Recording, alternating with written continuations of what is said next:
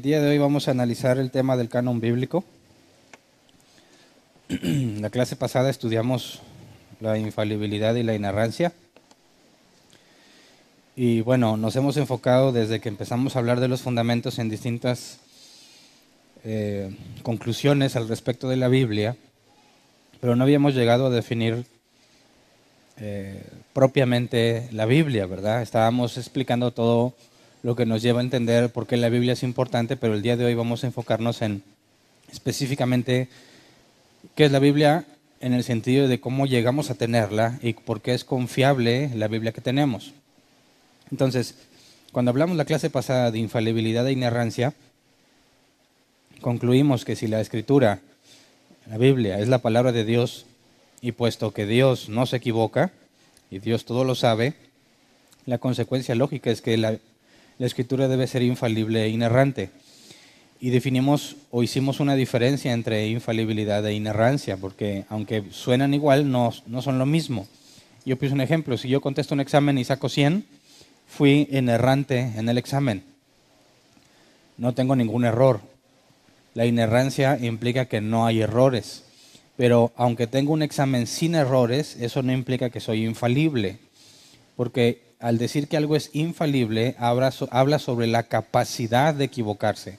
Y decir que algo es inerrante es en cuanto a lo que ya sucedió. Mi examen fue inerrante, sin errores, pero no es infalible. Me pude haber equivocado. Tengo la capacidad de equivocarme. Entonces la Escritura, si es infalible, si proviene de Dios y Dios no se equivoca, la Escritura es incapaz de cometer errores, pero al mismo tiempo es inerrante porque no hay errores. Es decir, potencialmente no se puede equivocar y de hecho no hay errores. Y con eso llevamos a distintas conclusiones, sobre todo con respecto a la forma en la que los cristianos vemos la Escritura y cómo es que debemos leerla, entendiendo que cuando encontramos aparentes contradicciones, como muchos aseguran que las hay, un análisis más profundo, detallado, considerando el contexto y el original, resuelve las supuestas contradicciones. Hoy en día no hay nadie que haya podido demostrar un error en la Escritura. Todos son aparentes errores o puntos que aún no se pueden determinar a ciencia cierta porque faltaría alguna evidencia arqueológica o algo de ese tipo. Pero arqueológicamente hablando no hay nada que ponga en duda lo que la Escritura enseña. Entonces hasta ahora hemos dicho, voy a resumir en pocos puntos y pocas palabras lo que hemos dicho acerca de la Biblia. Número 1, la Biblia contiene la revelación especial de Dios. Recuerden que analizamos la revelación natural o general y la revelación especial. 2, Dios es el autor de la Biblia. En otras palabras, la Biblia es inspirada por Dios, del original exhalada por Dios, es la palabra, lo que Dios habló. Así que Dios es el autor de la Biblia, pero Dios escribió la Biblia por medio de humanos falibles, que sí se pueden equivocar, tienen la capacidad de equivocarse. Y lo hizo a través de estos humanos o hombres humanos, utilizando sus propios estilos de escritura y personalidades. Es decir, Dios no los tomó como un espíritu, como un hombre endemoniado es controlado por un espíritu inmundo, sino que Dios, como dijo el apóstol Pedro, por medio del Espíritu Santo los movió. Entonces concluimos que la Biblia, que este es el punto número 4, la Biblia no fue dictada por Dios, sino que Dios movió a los autores humanos para que registraran exactamente lo que Dios quería que se escribiera. El Espíritu Santo en ellos es lo que nos dice la Escritura, que Dios los movió, los condujo, los guió en ese proceso. Entonces, Dios habló y Dios controló el proceso en el que se escribía. Por consecuencia, el siguiente punto es que la Biblia es la máxima autoridad en cuanto a revelación especial. Y analizamos cómo nuestros amigos católicos se aseguran que se compone de 3 partes la máxima autoridad: la Escritura, la tradición y el magisterio, y analizamos a detalle. Y nosotros aseguramos que ni la tradición en la Iglesia ni el magisterio tienen el mismo nivel de autoridad que la Escritura. Puesto que la Escritura es la palabra de Dios revelada a los hombres, ninguna otra escritura o decisión que se tome en concilio, o lo que el Papa y sus obispos digan, ninguno podría compararse con la palabra de Dios. Y lo que vimos al final de la clase pasada es que la Biblia es inerrante e infalible. Entonces, todo esto es la base que nos lleva a comprender por qué tenemos como una de nuestras bases la sola Escritura. Pero hasta ahora no hemos definido qué es la Biblia. Y muchos cristianos no entienden qué es la Biblia. Y muchos ateos, partiendo de lo que entienden como Biblia, aseguran y hacen hipótesis que ni siquiera se sustentan en alguna especie de error bíblico, sino en cuanto a lo que ellos creen que la Biblia es. Pero bueno, lo que los ateos piensen de la Biblia me tiene sin cuidado. Lo que me interesa es qué es lo que los cristianos piensan de la Biblia y qué es lo que concluyen acerca de la Biblia. Y la palabra Biblia proviene del griego biblios, que se traduce como libro. Si tú agarras una Biblia impresa, te dice, normalmente en la portada o en un costado dice Santa Biblia, ¿verdad? Y como vemos todo junto, se tiende a entenderse como el libro santo o el libro sagrado, haciendo referencia a que es un libro. Pero eso es un error. Cuando alguien agarra la Biblia y dice, este es mi libro favorito, bueno, entendemos a qué se refiere, ¿verdad? Pero estrictamente hablando es un error, porque la Biblia es un compendio de 66 libros. ¿Me explico? Que todos los tengas en uno hace que tengas a la Biblia como un libro, pero en realidad son 66. Y fue escrito por aproximadamente, ya que no hay certeza absoluta de algunos autores, aproximadamente fueron 40 hombres o autores humanos que escribieron los 66 libros que tenemos ahora como Biblia en un periodo de 15 siglos, 1500 años. Es decir, no se sentó alguien y empezó con Génesis y terminó en Apocalipsis. Y dijo, esta es la mejor novela que he escrito. No. Muchos cuando dicen, es que la Biblia es una historia inventada, dices, bueno, ¿cuál de los libros es el que te parece inventado? ¿Cuál de los 66? ¿Y cómo le hicieron para que en un periodo de 15 siglos, desde Moisés que empezó a escribir Génesis hasta el apóstol Juan en Apocalipsis, estuvieran conscientes de lo que habían escrito todos para asegurarse de no salirse de la farsa que supuestamente planearon en conjunto? ¿Cómo se comunicaron alrededor de 15 siglos para asegurarse de que estuviera escrita la misma farsa en todos los libros? Y sobre todo, los autores humanos provenían de distintos contextos. Hubo profetas, sacerdotes, cobradores de impuestos, pescadores, pastores de ovejas, etcétera, etcétera. Hombres muy preparados como el apóstol Pablo y hombres sin preparación como Pedro. ¿Cómo le haces para que las ideas que alguien decidió emplear para, como dicen muchos, manipular a las personas siglos antes de Cristo, permanezcan durante el primer siglo después de Cristo? La verdad es que no puedes armar una teoría de cómo este supuesto montaje se llevó a cabo alrededor de tantos siglos. Entonces, a pesar de los siglos, si tú analizas la Escritura y la estudias como se debe, te vas a dar cuenta que tiene un mismo mensaje, de principio a fin. Y cuando estuvimos terminando de estudiar Apocalipsis, vimos cómo Génesis y Apocalipsis hablan en cierta forma de lo mismo. El final de Apocalipsis y el principio de Génesis están conectados. No se contradicen entre ellos los libros, los 66. No tienen errores, nadie ha podido comprobar un error bíblico y proclaman el mismo mensaje. Esto es imposible explicar simplemente bajo la premisa de que alguien trató de engañar a la gente. No es una explicación lógica ni congruente el simplemente decir que alguien inventó todo lo que la Biblia dice, porque tendrían que explicar cómo fue el proceso para hacerlo durante tanto tiempo. Entonces, la pregunta que debemos de hacernos ahora es cómo sabemos que los 66 que tenemos son los correctos, ¿verdad? Nuestros amigos judíos ortodoxos aseguran que solamente el Antiguo Testamento y lo que nosotros llamamos Nuevo Testamento no tiene nada que ver con Dios. Nuestros amigos testigos de Jehová aseguran que el Nuevo Testamento que tenemos está equivocado y ellos tienen el verdadero. Nuestros amigos mormones dicen, no, ustedes tienen el Nuevo Testamento, pero les falta lo más importante, que es el libro del Mormón, ¿verdad?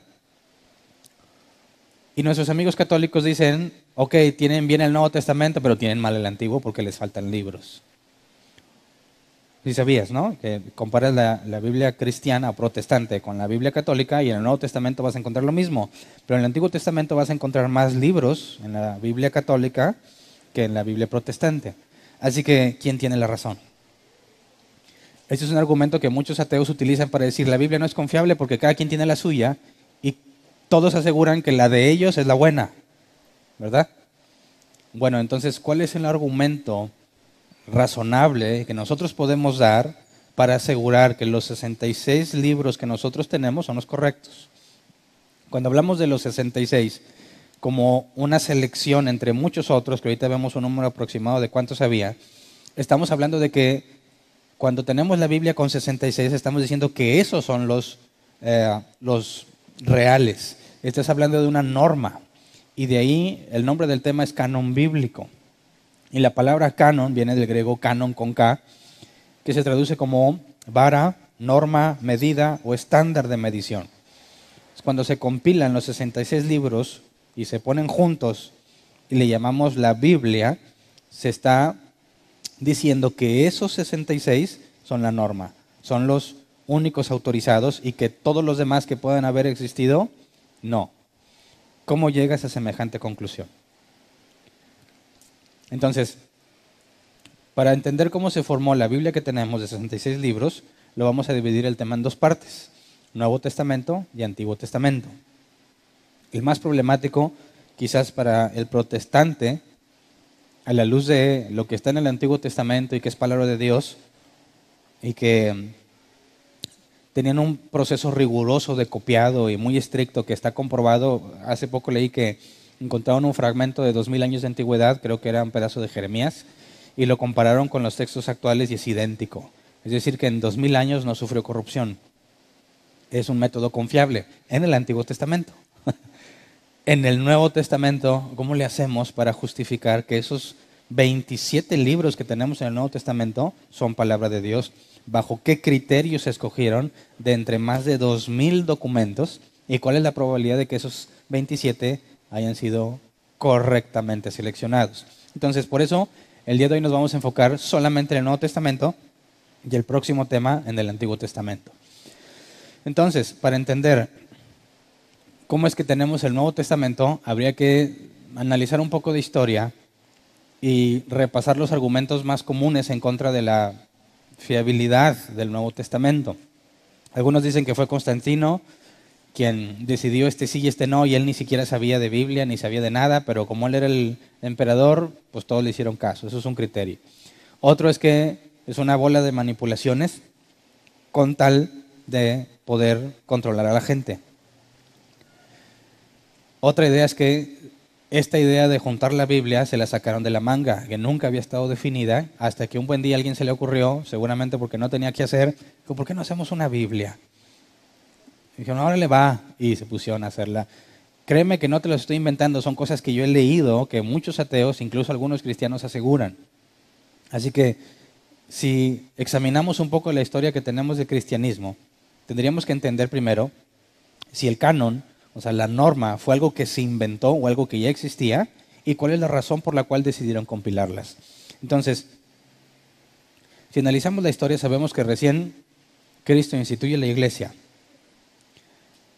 Vemos que hay un periodo de paz, por así decir, en la iglesia de Jerusalén, y muchos se integran a la iglesia. Sacerdotes, fariseos y gente común de todos empezaron a agregar a la iglesia. Vimos que después se extendió a los gentiles. El caso de Cornelio, el caso de Felipe con samaritanos y eso. Y luego después vemos que hubo una gran persecución. Y ese periodo de persecución fue muy extenso. Entonces, durante el primer siglo, o sea, desde que Jesús asciende y les encomienda, la iglesia estuvo enfocada en predicar el evangelio y sobrevivir a la persecución. ¿Se acuerdan cuando analizamos las cartas de Pablo, Pedro, Judas, todas esos? Claramente se especificaba la enorme persecución que estaban sufriendo. Es en ese periodo cuando se escribieron los libros, los 27 que tenemos en el Nuevo Testamento, y eran destinados a una iglesia en particular, a una región o a un conjunto de iglesias. Vemos en Apocalipsis que estaba destinada a 7 iglesias, aunque al final dice que todo el que lo lea va a ser bendecido. Entonces vemos que el propósito de esparcer la doctrina, la que fue generada por los apóstoles, sucedió durante el primer siglo. Después, con tantas persecuciones, los cristianos se enfocaban en sobrevivir, nada más. No se generó nuevos documentos con autoridad de apóstol porque los apóstoles ya habían muerto. Y durante un enorme periodo no hubo nada de nueva escritura que haya sido respaldada por un apóstol. Y durante el tercer siglo, que es cuando se define el canon bíblico del Nuevo Testamento, dado que Constantino instituyó el cristianismo como religión oficial, hubo una paz para los cristianos porque ya no eran perseguidos por el gobierno, ya no eran perseguidos por el imperio. Y entonces, en esa paz, empiezan ahora sí a dedicarse a analizar todo lo que tienen, todos los documentos que han sido generados que supuestamente tienen autoridad de un apóstol.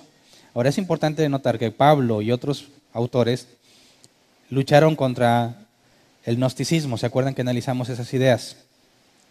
Y tenemos que históricamente, durante el segundo siglo, mientras la iglesia era cruelmente perseguida, los gnósticos no eran perseguidos y ellos generaron muchos documentos que esparcieron ampliamente y que aseguraron que habían sido escritos por algún apóstol. Entonces, ante la falta de documentos de la iglesia cristiana, porque los apóstoles ya habían muerto, o los colegas directos de los apóstoles ya habían muerto, los gnósticos sí generaron muchísimos documentos y aseguraban que habían sido escritos por alguien cercano a los apóstoles, por ejemplo, el Evangelio de María Magdalena, el Evangelio de Pedro, el Evangelio de Tomás. Nosotros no los tenemos, pero ellos aseguraban que realmente Pedro había escrito el Evangelio de Pedro, Tomás el de Tomás y María Magdalena el de María Magdalena. Entonces circulaban muchísimos documentos durante el tercer siglo. Se dice que eran más de 2000, de los cuales se seleccionaron 27. Y algunos dicen, ¿no sospechas que de 2000 solo hayan quedado 27? ¿Por qué los descartaron? ¿Quién fue el bueno que dijo este sí y este no? Algunos piensan que fue simplemente arbitrario, ¿verdad? A la autoridad que alguien tenía, a lo que alguien pensó. Entonces, si se descartaron tantísimos libros, tendríamos que saber cuál criterio fue el que se usó para poder determinar si estamos de acuerdo con ellos o no. El hecho de que se hayan descartado tantos libros puede ser sospechoso, claro, siempre y cuando no haya un criterio claro por el cual fueron seleccionados. Ahora, nuestros amigos católicos, no sé si te ha tocado hablar con un amigo católico, cuando habla sobre el canon bíblico, ellos aseguran que la Iglesia Católica lo definió, ¿verdad?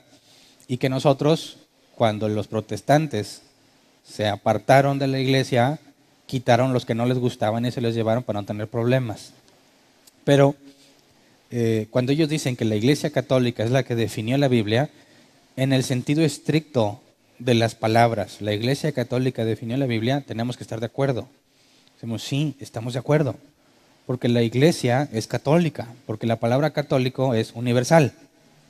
Estamos de acuerdo en que la Iglesia de Cristo es católica. Lo que no estamos de acuerdo es que sea la católica romana. ¿Me explico? Entonces, ¿la Iglesia Católica definió la Biblia? Sí. La católica romana, no. ¿Por qué? Porque fue siglos antes de la Reforma Protestante. Estás hablando de la Iglesia de Cristo. Es cierto que la Iglesia de Cristo, por medio de concilios y muchas cosas que vamos a ver, llegó a un compendio de los 66 libros, a fin de cuentas. Hoy vamos a ver el de los 27 del Nuevo Testamento. Pero no fue hasta el concilio de Trento cuando definen su propio canon, donde agregan libros al Antiguo Testamento que más adelante vamos a ver en la próxima clase, ni siquiera los judíos consideraban inspirados. Además definieron el magisterio y todo lo demás como autoridad máxima.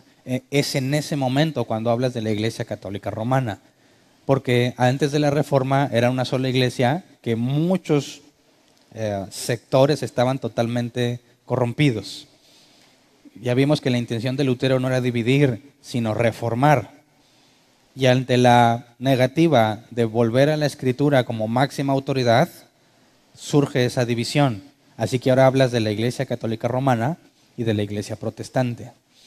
El canon bíblico fue siglos antes de la Reforma Protestante. Así que es imposible decir que la Iglesia Católica Romana es la que hizo el canon bíblico. Ahora, ¿cuál sería la forma en la que se pudiera elegir qué libro sí, qué libro no? ¿Cuál carta sí, cuál carta no? Y sobre todo, ¿cómo le harías tú?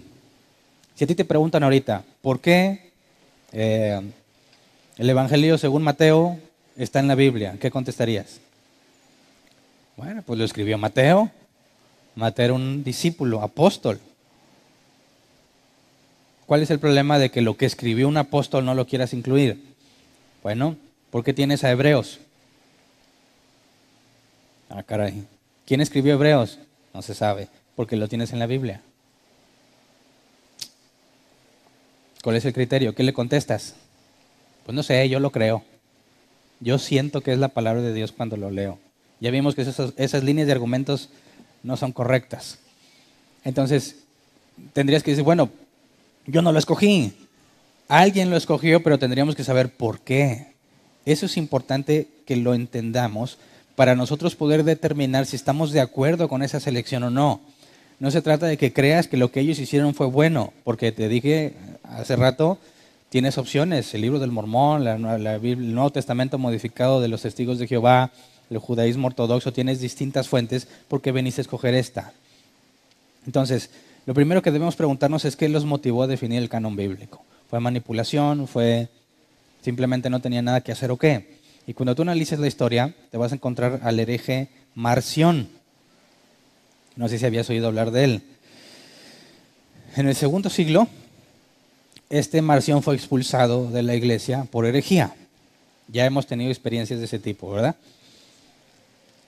Los seguidores de este Marción eran llamados marcionitas, no marcianos, ¿verdad? Marcionitas. Lo que Marción aseguraba es que el Viejo Testamento no debería ser autoridad para los cristianos. Que el Dios del Viejo Testamento no era el Dios del Nuevo Testamento, que eran dioses distintos. Que Jesús era el Hijo del Dios del Nuevo Testamento, pero no era hijo del Dios del Viejo Testamento.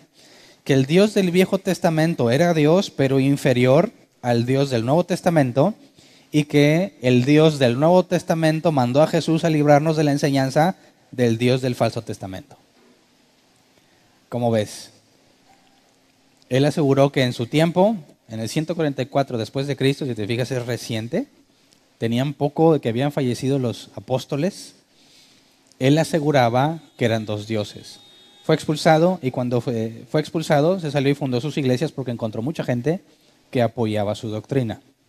Ahora, el primero que generó el canon bíblico fue Marción.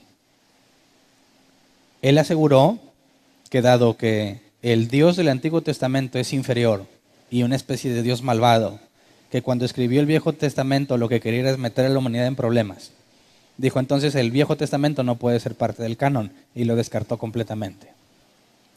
Y del Nuevo Testamento eliminó todos los libros que hicieran referencia a que Jesús es hijo de Jehová, ya que Jehová está mencionado en el Antiguo Testamento, y sería imposible, según su teoría, que Jesús fuera hijo del Dios del Viejo Testamento, tendría que ser del Nuevo. Así que todos los libros, cartas que hablaran sobre Jesús, hijo de Jehová, los quitó.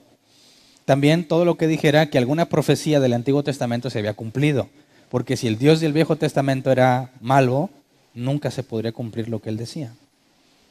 Entonces dejó poquititos libros como el canon bíblico. Ante eso, la iglesia se vio forzada a definir el verdadero canon bíblico. Así que no es porque no tuviera nada que hacer, no es porque buscaban la forma de manipular, sino a raíz de la herejía que aseguraba que solamente esos pocos libros que coincidían con la doctrina de Marción eran los correctos. Así que fíjate, cómo la iglesia no hubiese definido canon bíblico si no hubiese aparecido este hombre con su propia definición de un canon bíblico. Así que la definición de la Biblia como la conocemos fue por necesidad, para contrarrestar la doctrina de los marcionitas. Fíjate cómo la iglesia, tú puedes ver en la iglesia a lo largo de todas las herejías que se manifiestan, la iglesia nunca declara herejía a priori a algo. No dice, vamos a hacer este documento por si a alguien se le ocurre decir que esto es herejía. No, siempre era una reacción ante lo que alguien aseguraba que era correcto. Entonces cuando dices, oye, sale alguien que dice que esto es la verdad, espérate, analizas la Biblia y luego determinan si está reflejando esta doctrina nueva o extraña, si refleja lo que la Biblia dice. Y si no lo refleja, es herejía. Porque en el sentido estricto la palabra hereje es una desviación de lo normal. Entonces, creo que podemos entender en cierta medida cómo la iglesia, descansando en relativa paz, no había persecución, empezó a experimentar las consecuencias de que hubiese gente que se pusiera a analizar las escrituras y empezar a sacar sus propias conclusiones. Como ya no los persiguen, tienen tiempo para empezar a sacar sus ideas, y este es uno de los primeros problemas que tuvo la iglesia ante una idea de un canon bíblico. Entonces, el trabajo de la iglesia en ese momento no era inventarse un canon, sino demostrar que el de Marción estaba equivocado. Pero para demostrar que esté equivocado tienes que decir cuál es el correcto. Así que eso nos lleva a definir primero si lo tuvieron que inventar o simplemente tuvieron que esclarecer cuál es el aceptado. Es decir, ¿el concepto de canon o de un grupo de escrituras válidas ya existía o se inventó en ese momento? Para eso tendríamos que irnos a un poco de historia de los cristianos del segundo siglo. Voy a citar estas fuentes de Dr. Michael Licona, erudito del Nuevo Testamento, apologista cristiano historiador, porque yo no tendría forma de sacarme esto de ninguna otra parte, ¿verdad? Policarpo, quien se dice que fue discípulo del apóstol Juan en el año 125 antes de Marción, se refiere a la carta de los Efesios como Sagrada Escritura. Justino, mártir y apologista cristiano en el 150 después de Cristo, poquito después de lo de Marción, en sus escritos menciona las memorias de los apóstoles que hacen mención a los evangelios. No menciona quiénes son los autores, pero nos deja ver que ya había una recopilación de documentos. Cuando llamaba la memoria de los apóstoles, implicaba que ya había escritos de los apóstoles que la iglesia consideraba como autoritarios. Ireneo, en el 180 después de Cristo, menciona a 4 evangelios. 4 evangelios. No dice exactamente el nombre del evangelio, pero menciona que había 4. Entonces, de aquí podemos ver que en tiempos de Marción, cuando él saca su propio canon, anteriormente ya había escritura declarada como confiable porque provenía de un apóstol. De hecho, si te fijas, 125 después de Cristo, Apocalipsis fue escrito del 90 al 95 después de Cristo, es poco tiempo después de que murió el último apóstol, que fue el apóstol Juan. Entonces, el problema que enfrentaron la iglesia es que tras la muerte de los apóstoles, empezaron a levantarse individuos que aseguraban tener la misma autoridad que ellos. Ahora, ¿cuál es el criterio que se estableció? En ningún documento antiguo se registra la lista oficial que se usó, pero hay distintas fuentes donde se mencionan criterios. Una de las más confiables es la de Eusebio de Cesarea, que es considerado el padre de la historia de la iglesia. Por ahí hay libritos que puedes conseguir en español o en inglés, precisamente que relata lo que este hombre compiló como la historia de la iglesia. Y él menciona que en aquel contexto histórico había 4 criterios para seleccionar los documentos. Estos 4 se tenían que aplicar a cualquier escrito que aseguraba ser palabra de Dios. Y si pasaban estos 4, se le concedía la supuesta inspiración divina. Pero si no, eran rechazados como libros apócrifos. ¿Alguien había escuchado la palabra apócrifo? De dudosa procedencia es lo que significa, ¿verdad? No significa que sean del diablo. Te lo digo porque así pensaba yo. Si ya leíste los apócrifos, no, Dios me libre. Los católicos les ofende mucho eso, porque ellos tienen a los apócrifos en el Antiguo Testamento, ¿verdad? Y cuando el protestante, sin entender lo que la palabra apócrifo significa, lo usa como algo despectivo. Son los libros apócrifos. Como decir es un impío. Y dicen los que no conocen el vocabulario cristiano, cuando tú no les dices impío, dices, oye, tú eres cristiano, sí, ¿y por qué tú no me dices impío?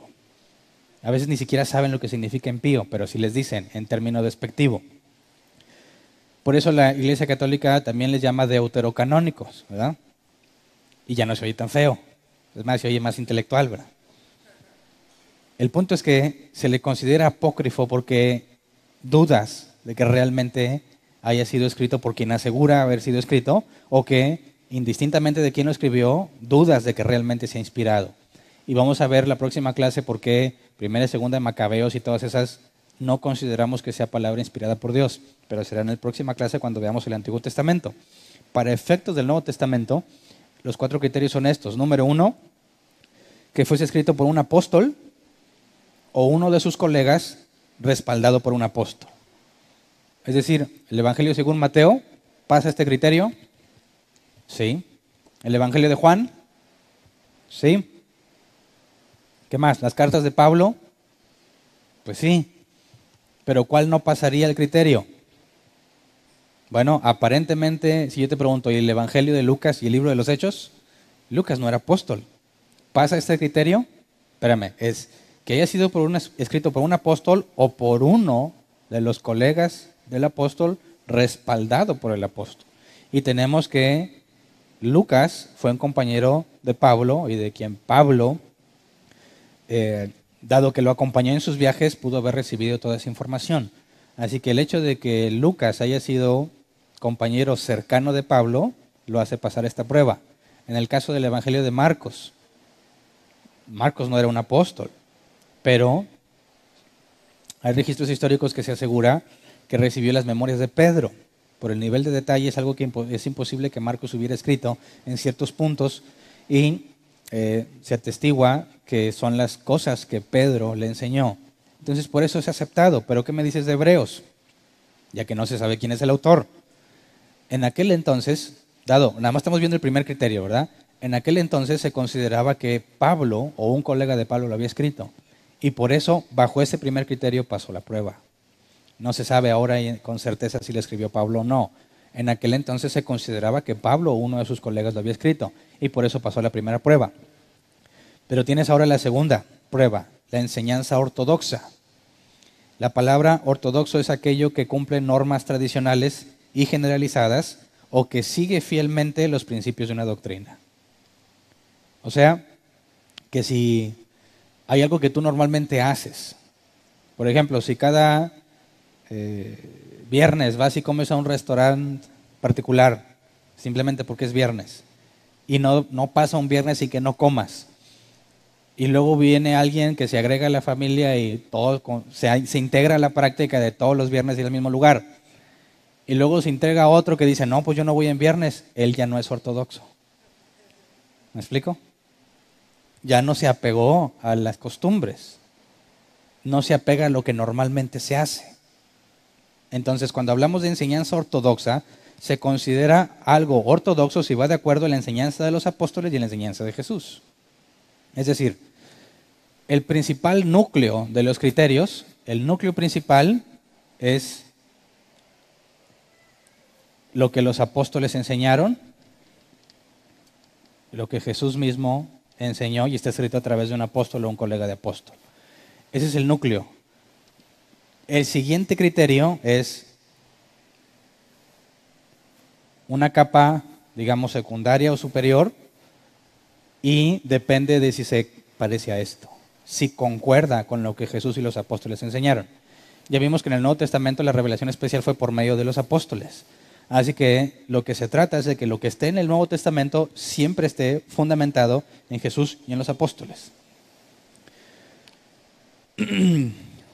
Esta es una de las razones por la cual la carta de los Hebreos pasó a la prueba también, porque lo que encuentras en Hebreos lo encuentras en el resto del Nuevo Testamento. Tercero, que haya sido relevante para la iglesia de aquel tiempo. Es decir, imagínate que Pablo haya escrito una carta donde simplemente dijo, tráigame por favor la capa que dejé en Troas. Dice, ese tenemos de agregarlo a la Biblia. Es una carta del apóstol Pablo. Es ortodoxo porque se parece a la otra carta donde dice que pidió la capa, pero debe estar en la Biblia. Dice, espérame, ¿es relevante para la iglesia? Pues no, ¿verdad? No era en ninguna forma, aunque cumple los primeros dos criterios, hipotéticamente, no es relevante para la iglesia. No me dice nada sobre la iglesia, no me dice nada sobre la fe, no me dice nada sobre la vida cristiana, no hay por qué agregarlo. Entonces, es posible que existieran documentos que cumplieran con la primera y la segunda, pero no con la tercera, no era relevante. Y cuarto, que haya tenido un uso extendido y a largo plazo. Es decir, que además de que sea relevante, habla de cosas relevantes para la vida cristiana, debía ser usado ampliamente en las iglesias durante mucho tiempo en sus reuniones y haber sido considerado inspirado desde el principio.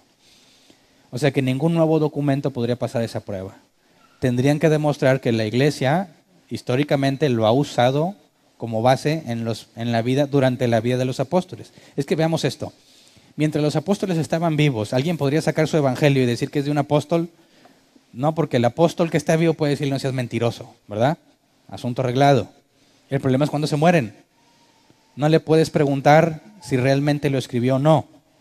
Entonces, si mientras que estaban vivos, las cartas de Pablo eran leídas por todos, y ves que Pedro afirma que las cartas de Pablo son, además de ser complejas y difíciles de entender, algunas personas las tuercen como el resto de las escrituras. Es decir, Pedro considera que lo que Pablo escribe está inspirado por Dios.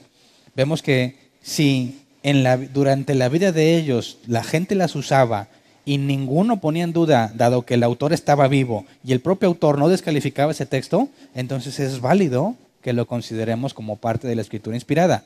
Pero si alguien surge con un evangelio de María Magdalena, dicen, te lo juro que lo escribió María Magdalena, dices, bueno, ¿qué cercanía tenía con algún apóstol? Pues imagínate que se inventa una, no, pues él era de Matías. No hay nada que tengamos de Matías, no le puedes decir que no. Dices, bueno, supongamos que es de Matías, bueno, ¿era relevante para la iglesia? Uy, sí, porque aquí te dice, esto ya es de mi cosecha, ¿quién vio la película del Código Da Vinci? ¿Alguien escuchó la palabra merovingios? Que supuestamente son los hijos que tuvo Jesús con María Magdalena y que han estado ocultos. Y quien haya visto esa película resulta que los hijos son el Santo Grial y un montón de cosas raras que supuestamente vienen de estos tipos de evangelios apócrifos. Dice, espérame, ¿era relevante para la iglesia? Claro, son los hijos de Jesús.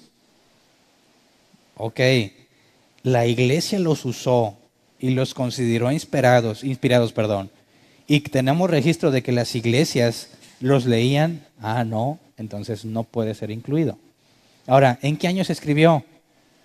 En el segundo siglo. ¿Es verdad que María Magdalena tuvo esa vida bicentenaria como para llegar a escribirlo? No, entonces no pasa la prueba y es descartado. ¿Me explico? Estos criterios tú los puedes aplicar a los que ya están en la Biblia y determinar si estás de acuerdo o no. Y si quieres leer los apócrifos, te aseguro, búscalos en internet y los encuentras. Y hay quien me pregunta, oye, ¿es del diablo? ¿Lo leo y me endemonio? No. No. Puedes leerlos. Pero eso sí, si no has leído la Biblia y los lees, de nada te va a servir. Y hasta te puede meter ideas raras porque va a decir, sí, mira, como dice Segunda de Macabeos, espérate. Vas a empezar a querer citar libros apócrifos cuando no tienes la capacidad de determinar si cumple con los criterios o no. Por eso lo ponemos como un fundamento. Para que podamos leer la Biblia, tendríamos que decir primero por qué no creo en el Evangelio de María Magdalena, ni en el de Pedro, ni en el de Tomás. Al aplicarle estos criterios no pasan la prueba. Son descartados. ¿Para manipular a la gente? No, yo no veo evidencia de manipulación. De hecho, ¿tú aceptarías un escrito que asegure que es antiguo, que no pasa estos criterios? ¿Quién en sus 5 sentidos que quiere hacer lo que Dios dice acepta un documento que no cumple con esos criterios? No tiene sentido. Entonces no es malicia ni el deseo de manipular, más bien es buscar la seguridad de que estamos leyendo algo que realmente tenía la autoridad de Dios, ya que Jesús dijo a los apóstoles, quien lo reciba a ustedes, me recibe a mí. Si lo rechazan a ustedes, me rechazan a mí. Por eso yo ponía que el centro es lo que Jesús y los apóstoles dijeron. Ahora, ¿no podríamos decir que nada más lo que Jesús dijo? Dices, ¿para qué agregas a los apóstoles? ¿Qué opinas? A ver, Apocalipsis, ¿es lo que Juan dijo o lo que Jesús dijo? ¿Qué dice el versículo 1 del capítulo 1? Esta es la revelación de Jesucristo. Entonces pasaría la prueba. Pero ¿qué me dices cuando el apóstol Pablo dice, digo esto, no el Señor, sino yo, que las solteras no se casen? Pablo, ¿qué onda? Eso es de tu cosecha. Pero él dice, pero yo también considero que tengo el Espíritu Santo. Y dado que Jesús concedió esa autoridad, tenemos cosas que los apóstoles dijeron que no provienen directamente de la boca de Cristo. Por ejemplo, cuando Pablo regaña a los corintios, porque a la hora de comer la cena o los alimentos no se esperaban unos a otros. ¿Eso lo dijo Jesús? No, eso lo dijo Pablo ante una situación específica. ¿Lo que leemos en la carta de los Hebreos son palabras de Jesús? No. ¿Lo que lees en la carta de Santiago son palabras de Jesús? No, pero es enseñanza que procede de los apóstoles y que es congruente, es ortodoxa con la enseñanza de Jesús y los apóstoles. Pero si alguien llega, no, pues esto no lo dijo ni Jesús ni un apóstol, bueno, demuéstrame que el apóstol te dio esa información. No, Dios me la reveló. No, seas mentiroso. ¿Le creerías? Si eso es cierto, tenías que decir, a ver, agrega Primera de Hernán a la Biblia, porque Dios se la reveló. ¿Me explico? Ahí hay una línea muy delgada. Cuando le preguntes a alguien bíblico, Dios habla hoy, ¿qué te va a decir? Alguien bíblico, no carismático, te va a decir, Dios no habla. ¿Cómo no? Dios me dijo que me casara con mi esposa. Espérame, no estamos hablando de lo mismo. No sé si me entiendes. Que Dios pueda guiarte por medio de su Espíritu Santo es algo que Jesús dijo que sucedería. Los guiaría a toda verdad. Eso no está en cuestión. Pero si tú me dices que Dios sigue hablando hoy, estás diciendo que alguien podría decir, aquí te va lo que Dios me dijo y agrégalo a la Biblia porque es palabra de Dios y es revelación especial. Y eso es falso. Fíjate cómo estos criterios nos protegen de todas esas tipos de cosas que alguien puede asegurar que Dios le dio directamente. Ahora, si tú me dices, no, es que sí, analízalo, es lo mismo que la Biblia. Entonces no es nueva revelación, ya la tenemos en la Biblia. No hay por qué agregarla. Por eso las revelaciones no pueden provenir de Dios. Porque si me revelas algo que no está en la Biblia, no puede ser confiable. Y si lo que me revelas ya está en la Biblia, no me estás revelando nada. Ya estaba escrito. ¿Me explico? Por eso tenemos que tener cuidado cuando decimos, oye, Dios habla hoy, alto. El Espíritu Santo te puede guiar en una situación particular. El Espíritu Santo podría guiar a una iglesia, si tú quieres. Pero Dios no da nueva revelación. Ya está todo escrito. Es más, la Escritura ya lo leímos, Efesios. Los profetas y los apóstoles son el fundamento. No puedes volver a echarle al fundamento. Ya está el fundamento y sobre eso se edifica la iglesia. Es imposible que haya nuevos apóstoles, como muchos aseguran, con revelaciones nuevas. Como alguna revelación que nada más para ilustrar el punto, se la escuché a Cash Luna. Él decía que tú podías ofender a Cristo y decirle muchas cosas y Jesús no se molestaba. Creo que por ahí anda el video en las redes sociales. Pero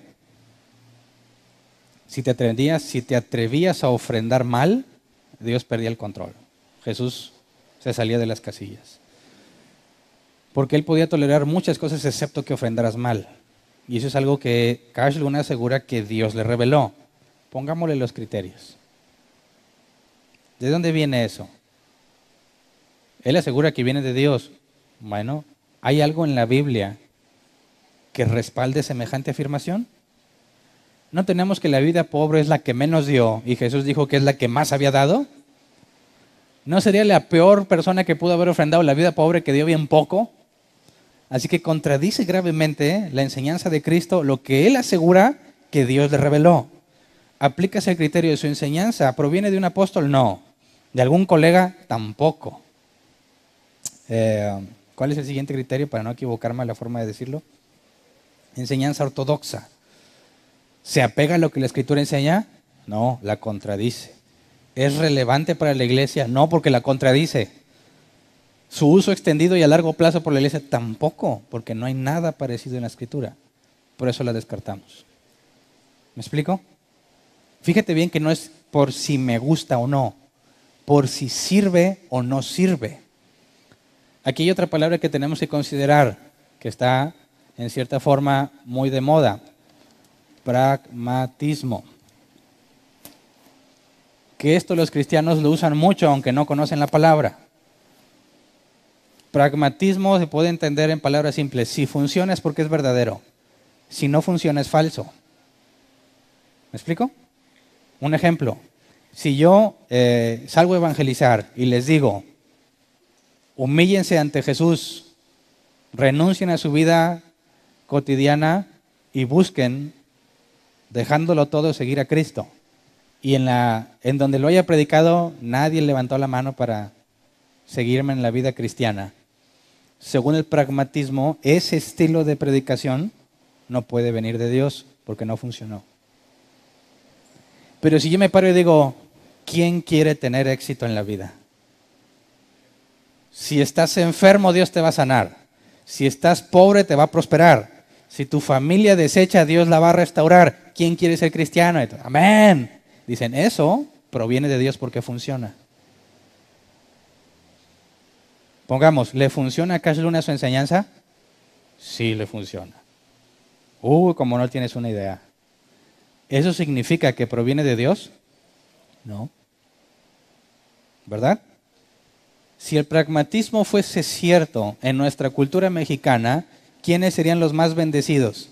Los corruptos, los narcotraficantes, porque les va muy bien. ¿Verdad? ¿Y el apóstol Pablo? ¿Cómo le fue? El propio apóstol Pablo demuestra que la idea del pragmatismo es incorrecta, porque lo apedrearon, naufragó, lo encarcelaron, lo azotaron, y como quiera, Dios lo había mandado. Entonces, fíjate cómo no podemos basar ni en si funciona o no, ni en si me gusta o no, me hace sentir bien o me hace sentir mal. No, tienes que establecer un método o unos criterios que aseguren que tus emociones no están en juego, no forman parte del proceso para determinar si algo proviene de Dios o no. Por eso es muy grave que los cristianos no conozcan la Biblia. Porque les dicen, ¿cómo? Tu principal medidor para saber la voluntad de Dios es la paz. ¿Tienes paz? Es de Dios. ¿No tienes paz? No puede ser de Dios. ¿Qué opinas? A ver, ¿proviene de un apóstol? ¿O de algún colega cercano? No. ¿Es de acuerdo a la enseñanza ortodoxa? No, el apóstol Pablo dijo, miserable de mí, lo que quiero hacer no puedo, y lo que no quiero termino haciéndolo. ¿Qué paz tenía él? Ninguna. Y sin embargo estaba en lo correcto. Ahora, es relevante para el ejemplo, los demás ya no tienen sentido aplicarlos. Le aplicas un criterio, dado que la palabra de Dios es infalible, si proviene de él no se contradice. Lo aplicas a la Escritura, si tu enseñanza contradice lo que la Escritura dice, no puede provenir de Dios. Es simple lógica. Pero si no conoces la Escritura, estás indefenso. Te vas a creer lo de las puertas abiertas. Si es de Dios, tiene que haber puertas abiertas. Si no es de Dios, no va a haber puertas abiertas. Entonces dicen, no, pues voy a pedir trabajo. Si se me cierra la puerta, no era de Dios. Si se me abre la puerta, sí era. Y alguno dice, mira, pues ya encontré trabajo. Nomás que ya nunca voy a poder ir a la iglesia. ¿Era de Dios? ¿Qué opinas? Dice, gracias a Dios. Ya no me voy a congregar, pero tengo trabajo. Bueno, a ver, ¿eso proviene de algún apóstol? ¿No dijo Jesús que qué es primero? ¿La vida en el sentido de el bienestar, las riquezas, o el reino de Dios y su justicia, y lo demás es añadido? Fracasa gravemente la idea de las puertas abiertas para determinar la voluntad de Dios. Porque se te van a abrir muchas puertas que son equivocadas y que te van a llevar por un camino totalmente errado. Y que Dios haya permitido que lo agarres puede ser disciplina o la señal de que ni eres su hijo. Pero nunca implicaría que estés haciendo lo correcto. ¿Me explico? Fíjate cómo necesitamos forzosamente un criterio despegado de lo emocional para poder aplicárselo a cualquier lectura, escritura, dicho, lo que quieras, que asegure venir de parte de Dios. Créeme que si los cristianos entendieran esto, sería bien difícil que hubiese falsos maestros. Porque cuando un falso maestro quiere enseñar algo falso, ¿qué le van a decir los cristianos? No te creo. ¿Por qué no? Recíbelo. No, compadre, es que contradices la Biblia. ¿Me explico? Entonces, ¿luchamos contra los falsos maestros o contra la ignorancia del cristiano? Contra la ignorancia del cristiano, porque de nada me sirve luchar contra el falso maestro. Él está convencido de lo que va a hacer. No tendría efecto su mala enseñanza si el cristiano dejara la ignorancia. ¿Verdad? Entonces, estos 4 criterios deberías tenerlos siempre frescos en tu memoria, no por si hablas con un católico o por si hablas con un ateo, sino para que filtres todo lo que la gran mayoría de los supuestos cristianos hoy en día aseguran que viene de parte de Dios. Y si los logras entender y aplicar, vas a ser librado de muchos errores doctrinales. Tantas barbaridades que hacen que ni siquiera con la lógica simple pasan la prueba. No pasan la prueba de la lógica, menos van a pasar los criterios bíblicos. Entonces, de los 2,000 o más de 2,000 documentos que pudiera haber en aquel entonces, al aplicarle estos criterios quedaron solo 27 a fin de cuentas, pero no siempre los 27 fueron seleccionados como canon bíblico. Y aquí es muy importante ver esto, es decir, el Evangelio de Pedro y de Tomás y de María Magdalena y etcétera, etcétera, claramente fueron forjados o escritos en el segundo siglo. Es imposible que haya venido de algún colega o de un apóstol, es imposible. Le aplicas los demás criterios y lo descartas. Oye, pero eran más de 2,000, ¿y? El criterio claramente deja en manifiesto que es confiable y que no. Pudieron haber sido 20,000. Si no pasas esos 4 puntos, no tienes por qué ser confiable. Cuando él te dice, yo no creo, bueno, analízalos, lee los libros apócrifos si tú quieres, aplícale las reglas y dime qué concluyes. De manera que no sea algo que ciegamente crees, sino que tú mismo pusiste a prueba. Para que cuando te digan, ¿tú por qué crees en esos libros? Porque apliqué la prueba. No, pues que Hernán dijo. No, pues rasgo mis vestiduras. Porque aplicaste los criterios. Ahora, si recuerdan el tema de la autoridad, vimos que nosotros apelamos a que sola escritura implica que solo la escritura tiene la máxima autoridad. Pero surge esta pregunta, ¿fue infalible el proceso de juntar los 66 libros?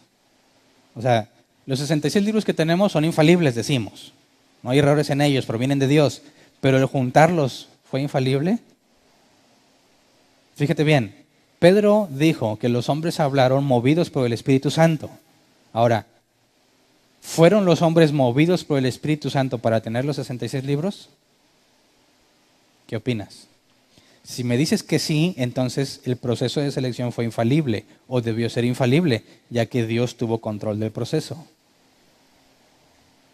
Nuestros amigos católicos aseguran que su proceso de selección de los libros que tienen es infalible, porque proviene de la autoridad de la Iglesia. Los protestantes decimos que no, pero eso no es una desventaja, y déjame te explico por qué. Vamos a pasar por varios escritos del tercer siglo, cuando se decidió el canon. El 398 se considera la fecha en la que, bueno, ahorita está entre el 392, 98 y el 400 y pico, cuando se define oficialmente el canon que tenemos actualmente. Pero fue un proceso histórico que tomó años el llegar a la conclusión de qué libros estarían. Y el conflicto no fue qué libros agregas, sino qué libros quitas. Por ejemplo, tenemos que según Eusebio, del 320 al 330 después de Cristo, él en sus escritos dice que se reconocían 22 de los 27 libros que tenemos actualmente. Solamente 22. Estaban en duda Santiago, Judas, Segunda de Pedro y Segunda y Tercera de Juan. Ellos decían, no estamos muy seguros de esos. No los consideraron parte del canon. Luego, según Cirilo de Jerusalén, en el 350 después de Cristo, la iglesia en su tiempo reconocían 26 de los 27, pero ellos tenían uno más, que era el Evangelio de Tomás. Y es la única vez en que se menciona que haya sido considerado el Evangelio de Tomás como inspirado. Dudaban, o sea, ellos tenían 26 de los nuestros, más el de Tomás, que daban 27. Pero nosotros tenemos 26 más Apocalipsis. Entonces ellos consideraban que Apocalipsis no era inspirado y agarraron mejor el Evangelio de Tomás. Luego, en el sínodo de la Odisea, en el año 363, reconocían 26 de los 27 que tenemos, sacaban a Tomás. Dudaban de Apocalipsis. Según Atanasio de Alejandría, en el 367 reconocían los 27 libros y es la primera vez que se reconocían los 27 que tenemos ahora. O sea, incluyeron Apocalipsis. Fíjate, ¿quién es el que ha estado hasta ahorita? ¿Quién es el que agarran como sí, no, Apocalipsis?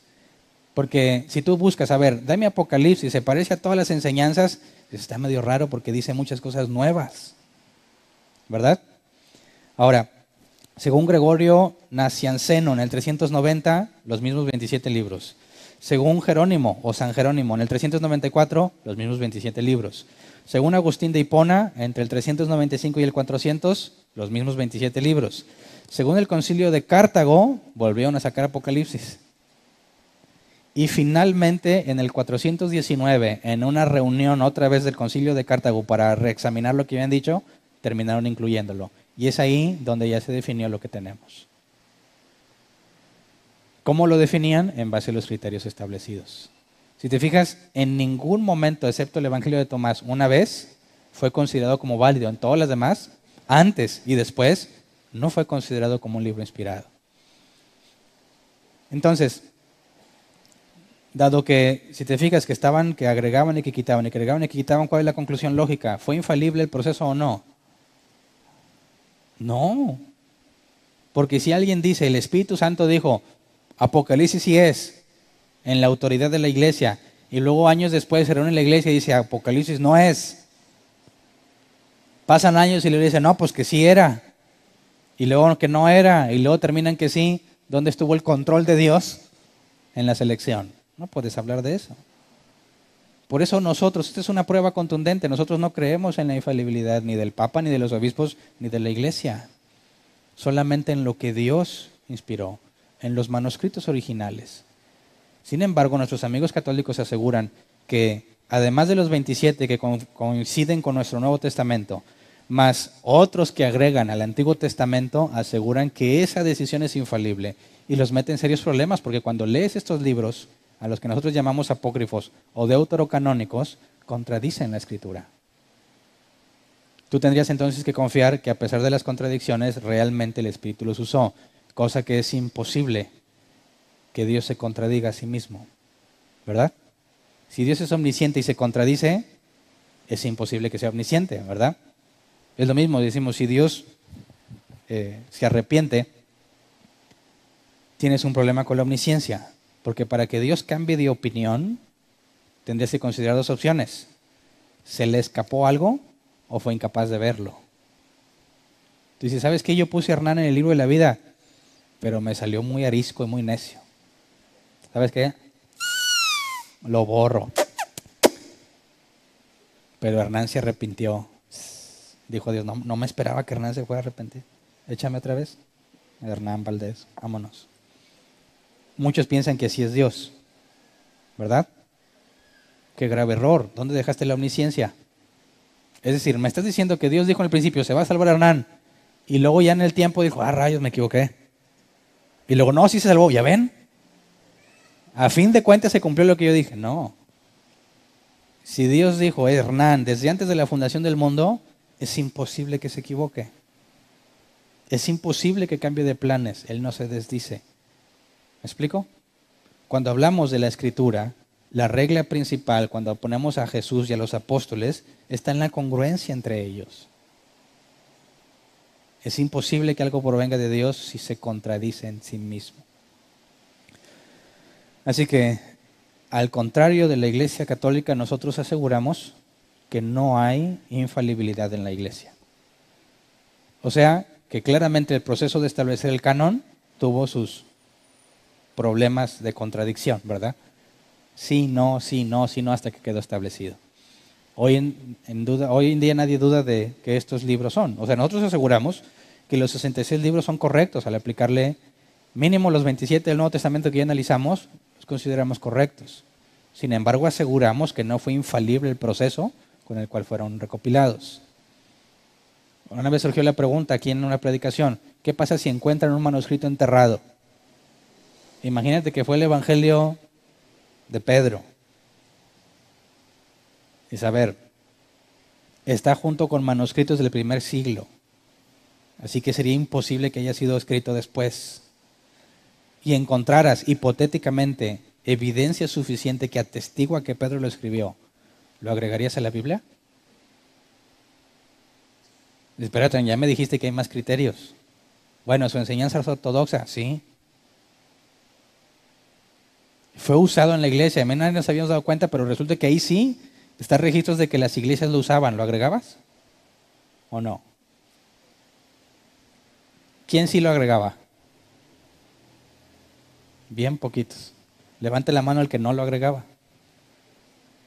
Otra vez poquitos. Vota una, por favor.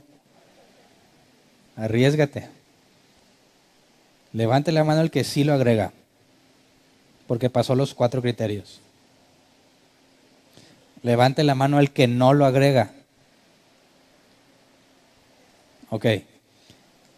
¿Por qué no lo agregarías? O sea, a ver, ¿por qué los 66 están? Porque pasaron los criterios. Si surge uno que milagrosamente, es hipotético, ¿verdad? Milagrosamente cumple con los 4, ¿hay alguna razón para no agregarlo? Sí, ¿pero qué? ¿Por qué no apareció antes? ¿Quién sabe? Pero ya apareció, hipotéticamente hablando. E hipotéticamente cumple con los 4. ¿Hay algún problema en agregarlo? No debería haber, porque el proceso no es emocional, no es de si me gusta o no, sino de que cumple con los criterios establecidos. Ahora, ¿cuál es la probabilidad de que eso pase? Es casi nula, ¿verdad? Pero quiero que entiendas que no se trata de, no, ya los 66, ¿para qué le agregas más? Esos son los buenos, como muchos cristianos tristemente dicen. ¿Cuál Biblia lees?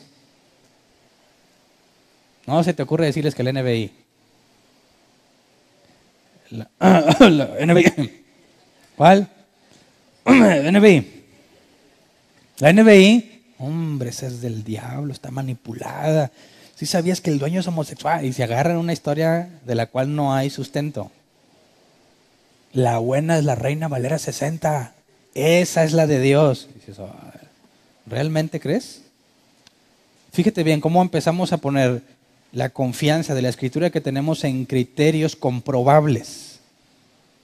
De manera que si este es el núcleo de las, me faltará que agregarle, las 4 capas, si esto es el núcleo, ¿qué tan confiable es cualquier traducción que generes de la Biblia? TLA, NBI, NTV, etcétera. ¿Qué tan confiable es? Depende de si se apega a esto, al original.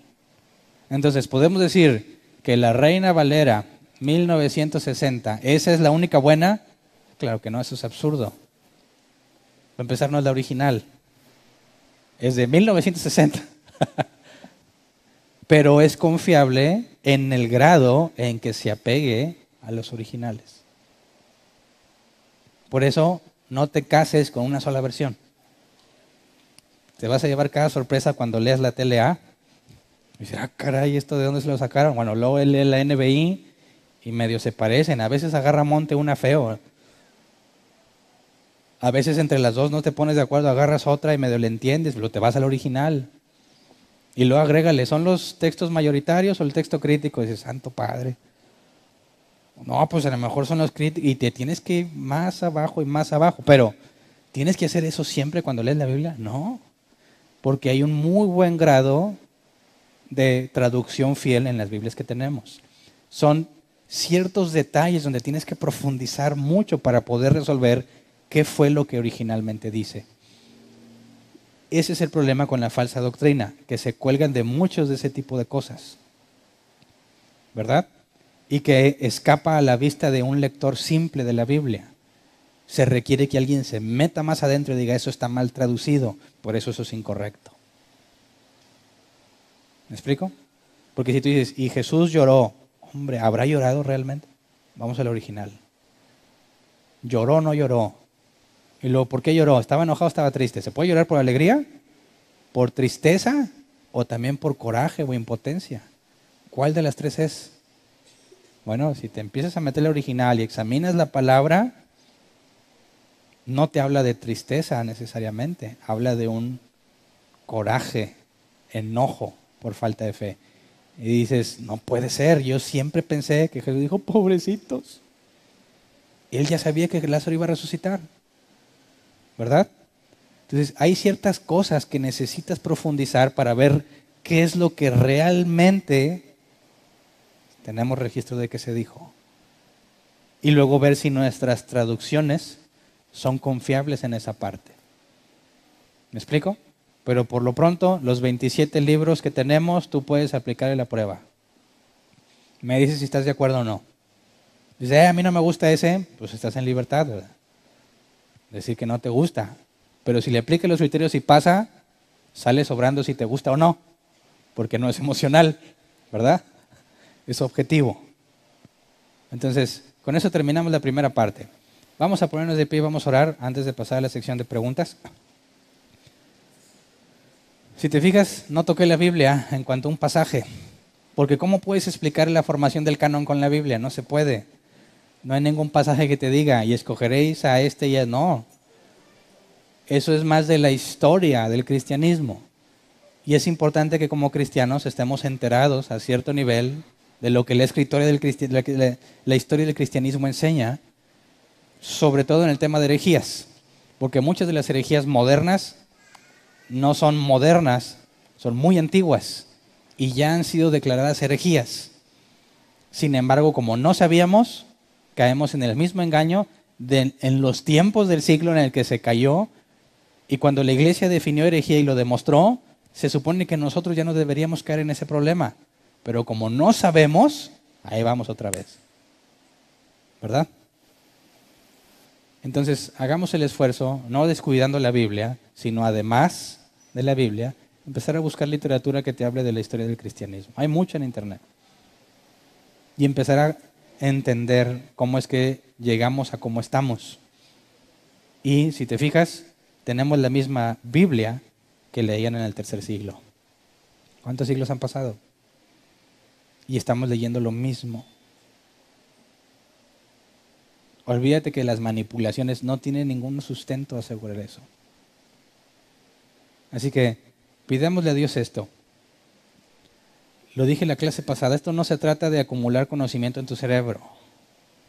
No se trata de convertirte en una especie de intelectual que puedas demostrar a los demás que están equivocados. Se trata de que si eres cristiano y el Espíritu Santo está en ti, lo que adquieres en conocimiento intelectual se transforma en práctica. ¿Verdad? Y más que acumular conocimiento para sentirte superior y decir, hombre, ustedes bola de amateurs, novatos, no tienen el nivel de iluminación que yo tengo. Eso ya te hace a ti estar en pecado al tener un concepto mayor del que debes de tener de ti mismo.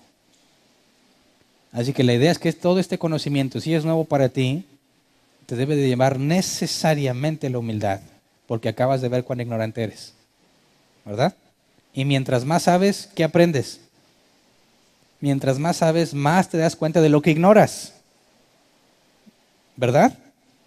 No te conviertes en, no, ya soy más sabio. No, ¿sabes qué? Ahora me doy cuenta de, yo sabía que ignoraba mucho, pero ahora sé que ignoro más. ¿Y cuál es la consecuencia lógica? Si sabes que ignoras más, mayor humildad. Por eso la Biblia dice que la humildad antecede a la sabiduría. ¿Verdad? Así que por favor, pidámosle a Dios eso. Si nos está enseñando cosas que yo sé que son muy básicas, pero muchos de los cristianos no las conocen, no las conocíamos, que eso no nos envanezca, sino que nos haga eficientes al agregarnos humildad a Dios, nos haga eficientes a la hora de explicar la razón de nuestra esperanza en la Escritura y en las promesas que tenemos. Vamos a orar. Señor, perdónanos por lo enormemente ignorante que somos. Sabemos que esos documentos existen desde hace siglos y jamás los leímos, ni nos interesamos, ni sabíamos que existían. Señor, sabemos que todo eso está a nuestro alcance, sin embargo, nunca pusimos atención o nunca le dimos el valor que tiene conocer lo que tú has estado haciendo con la iglesia a través de los siglos. Señor, concédenos, en la medida de tu voluntad, de lo que tú has definido, profundizar en el conocimiento de tu Escritura y en lo que tú has hecho a lo largo de la historia, para poder cumplir con lo que Pedro claramente especificó, que debemos presentar defensa ante todo aquel que demande razón de nuestra esperanza. Que este conocimiento que tú nos das nos pueda ayudar a crecer en humildad y a ser eficientes a la hora de que explicamos por qué confiamos en la Escritura, por qué creemos en las promesas de Dios y por qué esperamos la venida de tu Hijo Jesucristo. que podamos explicar de forma razonable, Señor, al que nos demande, explicar por qué podemos confiar en la Escritura y por qué podemos basar nuestras vidas en lo que la Escritura enseña. Señor, enséñanos a ser personas que aprovechan el momento oportuno, como lo decía Pablo, que hablan de forma amena y de buen gusto, que seamos más prontos para oír que para hablar, que en lugar de tratar de demostrar nuestro conocimiento, escuchemos con paciencia la postura del que nos cuestiona, escuchemos con paciencia sus argumentos para poder hablar de acuerdo a lo que ellos dicen, Señor, no de acuerdo a lo que yo creo que necesitan escuchar. Que podamos dar una respuesta sazonada con sal, como dice la Reina Valera 60. Que podamos ser como Jesús. Ante los maestros de la ley les hablaba con la ley, con la Escritura. Pero ante la mujer en el pozo le habló con palabras simples. Le habló sobre la vida diaria, porque Jesús le hablaba a cada uno según su necesidad. Concédenos la gracia de poder, por medio de tu Espíritu Santo, discernir la necesidad que pueda tener alguien cuando nos pregunta o cuando nos cuestiona. Poder responderle según sus propios conocimientos y su propio interés para que podamos ser eficientes. Sabemos que eso no salva a las personas. Sabemos que eso lo hacemos en obediencia, que tenemos que demostrar que los cristianos somos razonables, que nuestra creencia, nuestra fe, nuestra confianza y nuestra esperanza no está infundada, no está basada en una fe ciega, sino en evidencia y argumentos, Señor, que nos llevan a la convicción de que realmente, como dijo el apóstol Pablo, si tú nos has elegido y nos has salvado, efectivamente nos espera la corona de gloria. Gracias de antemano, Señor, y que lo que hagamos y digamos sea para tu gloria. Amén. ¿Pueden sentarse? Pasemos a la sección de preguntas. Gracias, ya tenía acá, pero bueno, gracias. Si alguien tiene una pregunta, levante su mano y le llevan el micrófono. Si vienes por primera vez, no importa, como quiera puedes preguntar. ¿Alguien?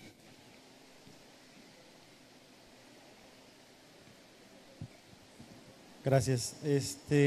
Respecto a lo que mencionaste de hallar un escrito y que cumpla 4 requisitos principales, mi nombre es Andrés Martínez y es un gusto estar aquí con ustedes. Mucho gusto, Andrés. Yo me refiero, por ejemplo, en el caso de Judas habló acerca del libro de Enoc. Entonces entendemos que por ahí hay libros de Enoc. Ok, de acuerdo. Me ha tocado bajarlo en PDF y checarlo. Vienen muchas cosas muy floridas. ¿Extrañas? ¿Verdad? Extrañas. Prefiero Apocalipsis que al libro de Enoc. Okay.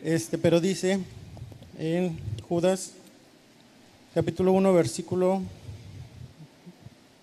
14, dice, de estos también profetizó Enoc, séptimo desde Adán, diciendo, he aquí, vino el Señor con sus... Ay Dios, ya no lo alcanzo. Bueno, el caso es de que habló al respecto. Ajá. Y en otro detalle, habla, Colosenses, el capítulo 4, versículo, ya dando la salutación final, dice, saludad a los hermanos que están en la Odisea y a Nínive y a la iglesia que están en su casa. Cuando esta carta haya sido leída entre vosotros, haced que también la lea en la iglesia de las laodicenses y la de la Odisea la lean también vosotros. O sea, hubo una carta a la Odisea.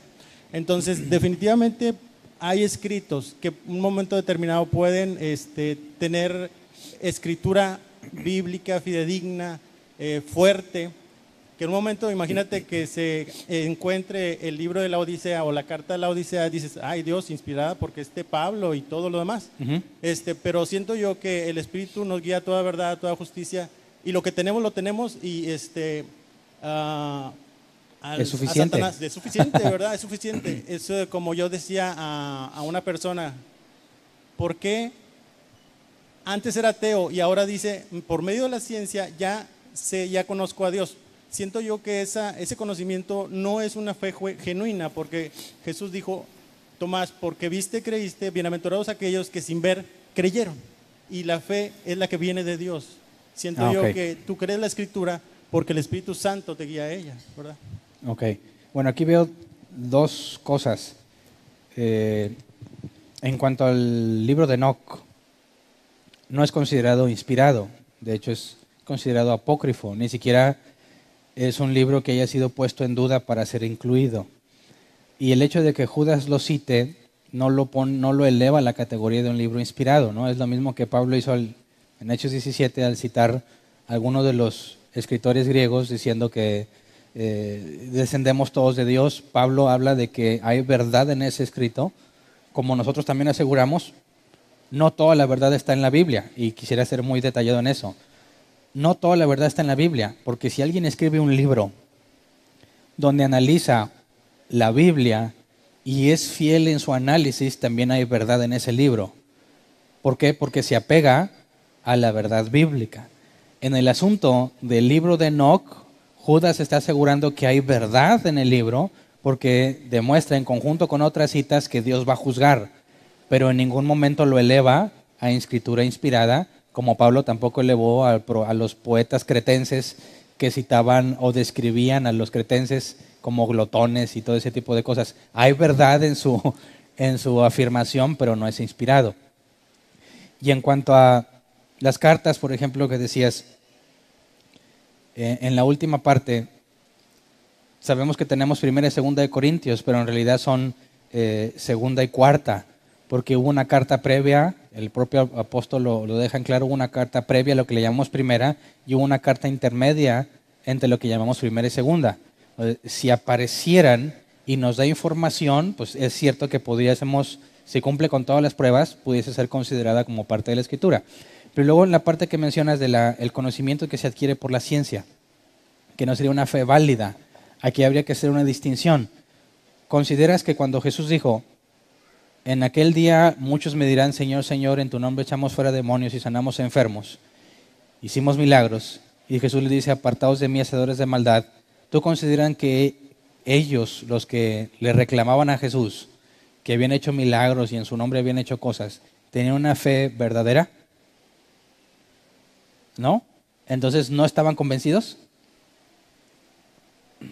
A ver, ¿le pasan el micro, por favor? Bueno, yo siento que ahí hay un énfasis más que nada en aquellas personas que pueden hacer eso, que pueden decir, sabes que yo tengo la doctrina correcta, la fe correcta, mas sin embargo, y tienen una certeza de que se van a ir al cielo. ¿Y por qué? Porque nacieron en un hogar cristiano y bueno, te lo voy a citar. Yo nací en un hogar pentecostal. Y ahorita, cómo he batallado desde el 2000 para acá para poder decirles, hermanos, reaccionen, es que así no es. Y ellos dicen, no, pues ahí te encargas de las perritas cuando nos vayamos al cielo y tú te quedes. O sea, hablando Sí. de la tribulación. Pero digo, caramba, es bien difícil que se arraiga la doctrina tanto, es una esclavitud. Entonces siento yo que esas personas que van a Jesús dicen, oye, en tu nombre echamos fuera demonios, sanamos enfermos. Sí tuvieron una fe, pero esa fe no les salvó. Es que ese es el punto. Sí era auténtica su fe, mas no era una fe salvadora. Porque según la Biblia, la fe sin obras es muerta. Entonces alguien puede intelectualmente estar auténticamente persuadido de algo. Su fe es auténtica, pero no es fe salvadora porque no está acompañada del nuevo nacimiento. Entonces alguien que por medio de la ciencia llegue a la conclusión que hay un Dios tiene una fe auténtica, pero no es salvadora porque no es eso lo que se requiere, sino el nuevo nacimiento. Entonces nada más quería hacer esa distinción para que no haya confusión. ¿Sí? Ok. ¿Alguien más? Acá adelante.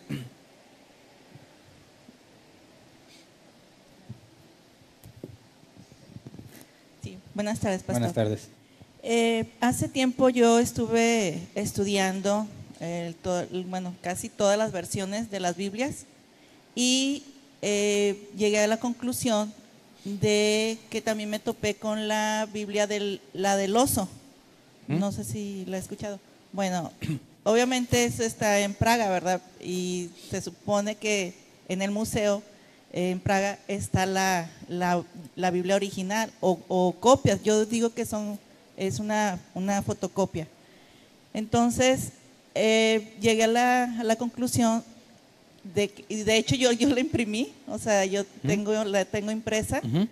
Y yo la he comparado, por ejemplo, con la Reina Valera, 1960, obviamente actualizada. Ujú. Y yo la he comparado, entonces a mí me ha ayudado en lo personal, pero viene en este idioma, en latín, ¿sí? Sí hay de repente palabras que no entiendo, pero me voy al diccionario. Ujú. Entonces, bueno, yo, como le comento, yo en lo personal, a mí me ha ayudado mucho ese dos tipos de Biblia.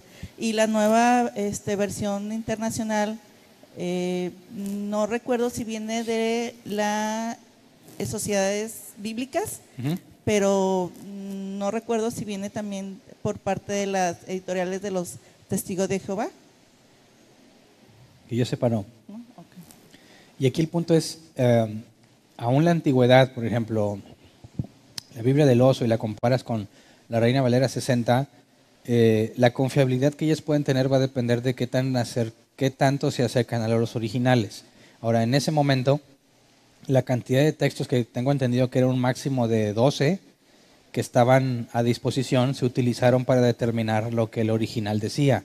Hoy en día tenemos muchos más, de manera que se puede con mayor precisión llegar aproximarnos a lo que el original dice y hacer correcciones con respecto a las que esas versiones, basadas en los pocos documentos que tenían, tradujeron.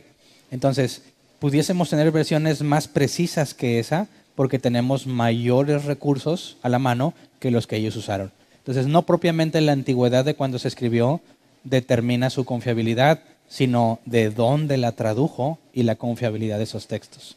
Por eso, cuando lees la Reina Valera 60, puedes profundizar en que son los textos mayoritarios, le llaman. De entre todos, lo que la mayoría dice es lo que escribió. Y la NBI utiliza los textos críticos. De entre todos, los más antiguos son los que llevan prioridad.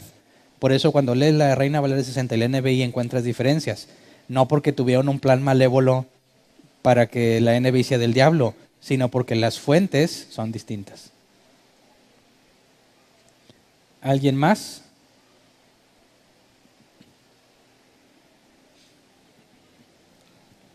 Buen día, pastor.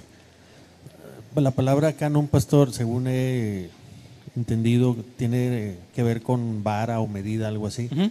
Y tiene más que ver, pastor, con el conjunto de escritos que al final fue un resultado o más bien se refiere a los criterios que se tomaron en cuenta con los cuales se llegó a esa conclusión de los libros. O sea, ¿a qué tiene que ver con qué se relaciona más la palabra canon? ¿Con los criterios que se siguieron o con los libros que fueron el resultado?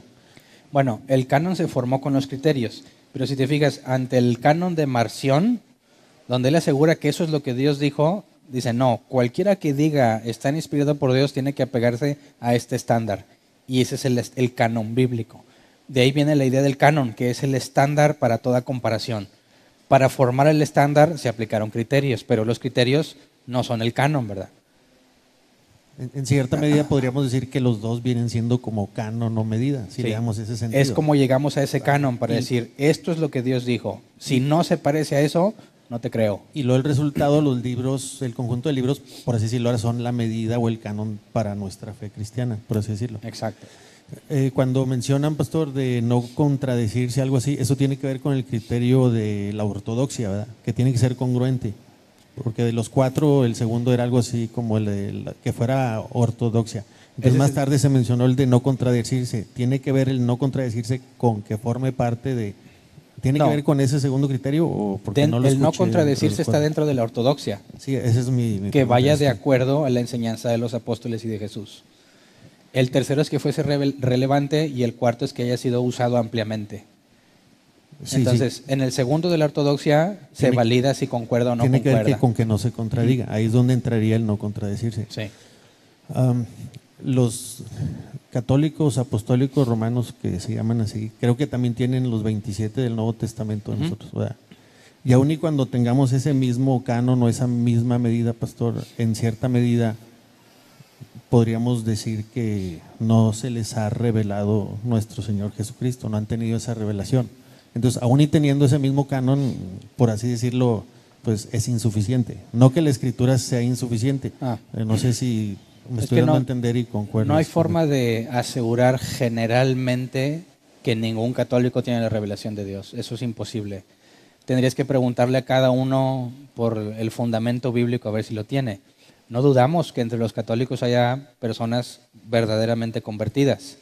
Lo que se espera es que si Jesús dijo que sus ovejas solo oyen su voz y no oyen la voz de otro, eventualmente se van a ir apartando de las doctrinas que no se pegan a la Escritura.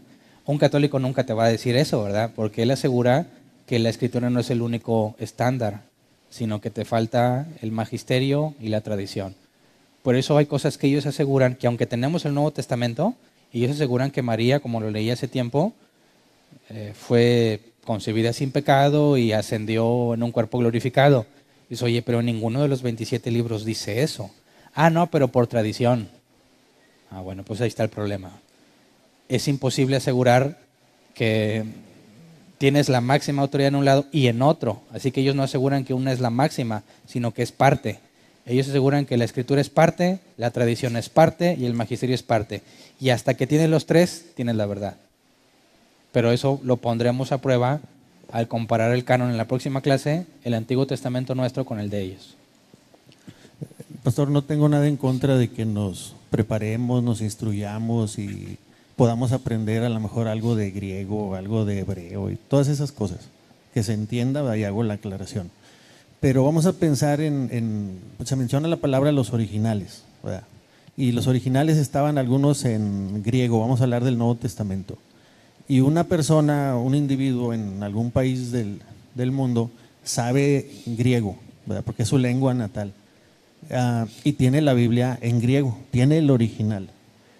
Con todo y eso no nos asegura, por así decirlo, que aún y él teniendo el original en griego y él sabiendo, es más, siendo maestro en idiomas y lenguas y como se llame, y sabiendo griego, eso no nos asegura, por así decirlo, que él tenga el entendimiento que Dios espera que tengamos. O dicho de otra manera, hubo personas que estuvieron alrededor del maestro, ¿verdad? Y lo escucharon de su misma boca decir, en su mismo idioma decir, o sea, no leyeron nada que, oye, si soy fiel o no es fiel, no. Escucharon del mismo Jesús las palabras. Y ni aún así, por eso en algunas ocasiones nuestro maestro como que se molestaba, ¿verdad? Porque, o sea, no entienden. ¿A qué voy con esto, pastor? Lo aclaré al principio, no digo que no nos instruyamos, no nos capacitemos, pero puede ser que algunas personas, aún teniendo el original y sabiendo griego, como aquellos que escucharon directamente a Jesús en su mismo idioma, a veces, bueno, el entendimiento que Dios espera que tengamos, ese discernimiento espiritual, no viene necesariamente o 100% gracias a esos originales o haberlo escuchado directamente a Jesús.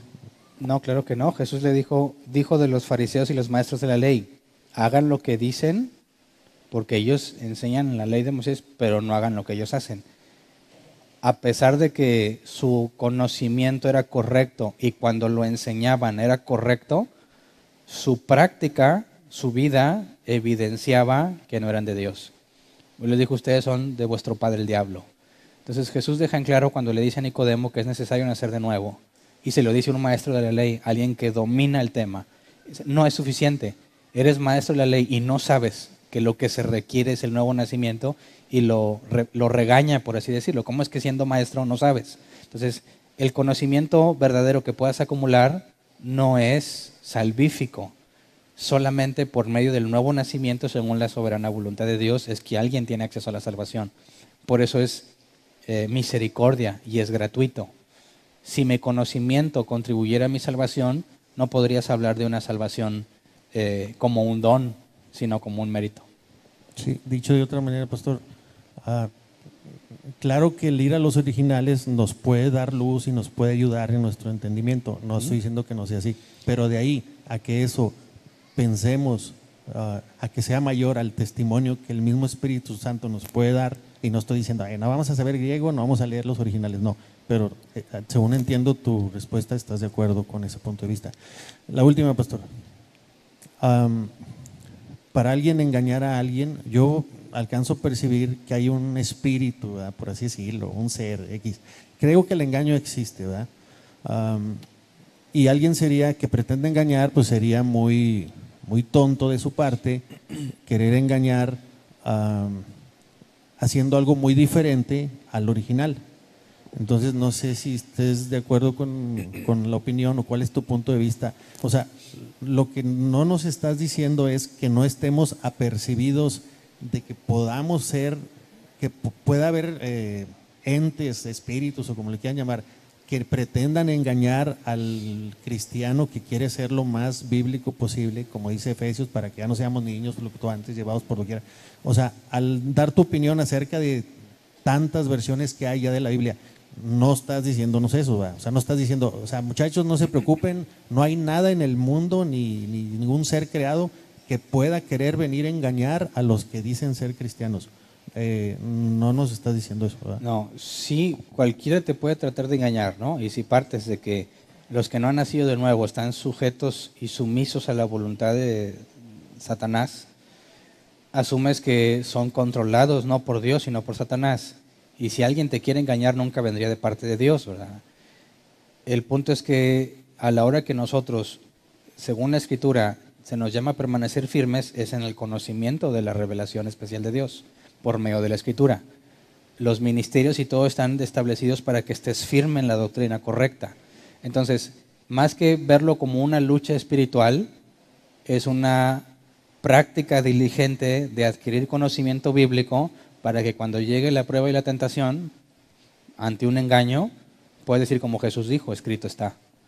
Jesús es el ejemplo máximo.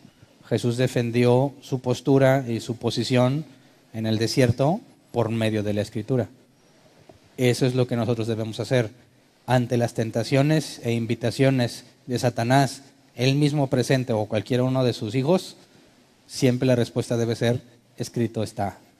Sí. Dicho de otra manera, pastor, no somos un Iron Man cristiano que no estamos expuestos, aún y teniendo el nuevo nacimiento y la presencia del Espíritu Santo, no estamos, no, yo no estoy expuesto porque el pastor me dijo que como ya soy nacido de nuevo, nadie me va a poder engañar. O sea, no estamos diciendo ¿Estamos eso. expuestos a los engaños? Sí. Esa es mi pregunta. ¿Que el engaño nos lleve a perder la salvación? No. Sí, no, pero sí estamos, eso es lo que voy, pastor. O sea, no somos el Iron Man cristiano de que nada me puede engañar, así saquen la Biblia de Pito Pérez, o sea, no estamos diciendo eso. Pastor, había dicho que la última, perdóname, cuando dijiste los 4 criterios, pastor, se tenían que cumplir, cuando se hizo ese canon, ¿verdad? Se tenía que cumplir con los 4, no podía algún libro decir, oye, pues sí cumple con 3, cumple con el núcleo, cumple con lo principal, pero la verdad nunca lo usaron. Es que nunca lo usaron, pues, Pues entonces, pues pásala, ¿no? Porque pasa 3, nomás le faltó una. Lo que has leído es que tenía que cumplir con los 4. Gracias. ¿Allá había otra mano levantada? Ahí está el micro. Bueno, primeramente, pues estoy muy agradecida por ser discípula suya después de muchos años de pertenecer al cristianismo, ¿verdad? Gracias. Entonces, entre todo lo que uno lee y lo que trae, usted ahorita dijo que a veces decimos, ay, esto me da paz, y lo hacemos, ¿verdad? Aparte de checar su palabra, y a mí en muchísimas ocasiones me pasaba a tomarme de la palabra, como usted dice, y aplicarlo, y cuando había cosas muy graves en nuestra vida, yo tomaba, que me salía en un estudio de los niños o que aplicamos esa enseñanza, Juan 14:27, que dice, mi paz te dejo, mi paz te doy, y no te la doy como da el mundo, no se turbe tu corazón ni tenga miedo. Entonces yo confiaba que lo que había de pasar, pues era porque era voluntad de Dios, en ese sigo de acuerdo. Pero sí hay cosas que te inquietan y dices, no, aunque parezca que está bien, no la voy a hacer. Entonces yo quisiera ver cómo usted, en lo que estamos aprendiendo, se aplicaría esa palabra. Muchas gracias. En cuanto a la paz, bueno, el viernes lo vamos a hablar en Radio Esperanza. El programa va a estar enfocado en esa paz. Y ahí vamos a hablar más a detalle. Pero la paz que Dios da, no la da como el mundo la da. Eso implica que no podemos esperar que sea como cualquier otro. Y la paz de la cual habla la Escritura es algo que se produce en el cristiano a raíz de una vida de obediencia. De que cuando estás enfrentando crisis, sabes que tú estás haciendo la voluntad de Dios, así que lo que el hombre pueda hacer no debe de afectar, yo descanso en él. Esa paz que Dios da no es algo sobrenatural, emocional, que Dios te pone en un momento específico, sino que es algo que al caminar con Dios se va adquiriendo. Pero quisiera poner una analogía. del por qué cuando empezamos a caminar en las cosas de Dios, ponemos en práctica ese tipo de enseñanzas y resultan, ¿verdad? Funcionan. ¿Cuál es la explicación? Bueno, no funcionan para empezar el 100% de los casos. A veces sí y a veces no. Y eso ya pone en duda que sea un principio bíblico. Muchos aseguran que es un principio bíblico, pero si es un principio como digamos la gravedad, en ninguna circunstancia, si yo me aviento 100 veces de panza, no le voy a fallar ninguna en que voy a dar al piso, ¿verdad? Es un principio que encontramos en el universo.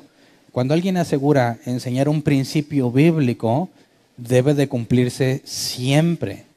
Si no, no es un principio, ¿verdad? Si no, fue una cuestión de al azar o de algo aleatorio. Y yo quisiera poner un ejemplo. El hecho de que tengamos cierto nivel de madurez en un momento del tiempo y las cosas funcionen y le hayamos sentido no significa que eso es real.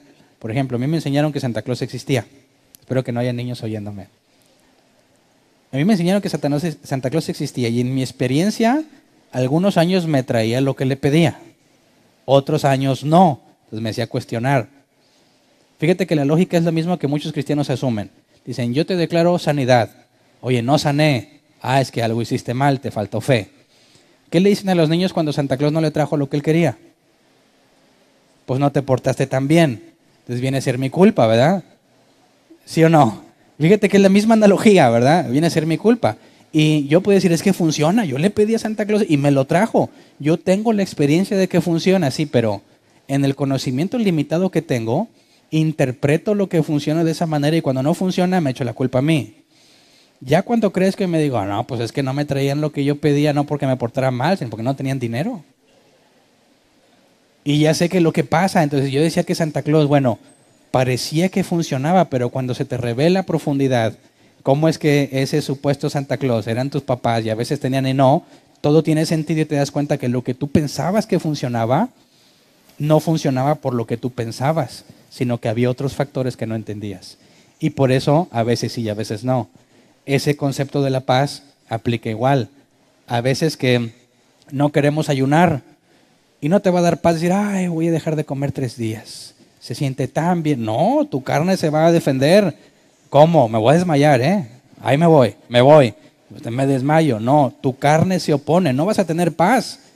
Y no dices, bueno, pues yo como busco la paz, entonces no ayuno porque Dios nunca me ha dado paz para ayunar. Te das cuenta que no funciona, no aplica. Entonces, cuando es algo que viene de Dios, tiene que tener una aplicación en todos los casos, no nada más en ciertas excepciones. ¿Alguien más? Buenas tardes. Buenas tardes. Hermano, si esta pregunta no está relacionada con el estudio, bueno, pues la podemos dejar para después.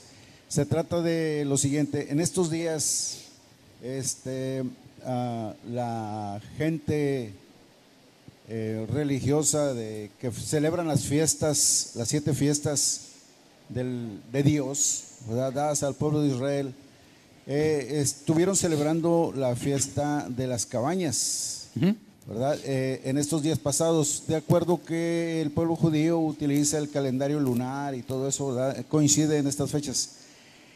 Y estas sectas o religiones consideran que el no celebrar las fiestas es una blasfema contra el Espíritu Santo.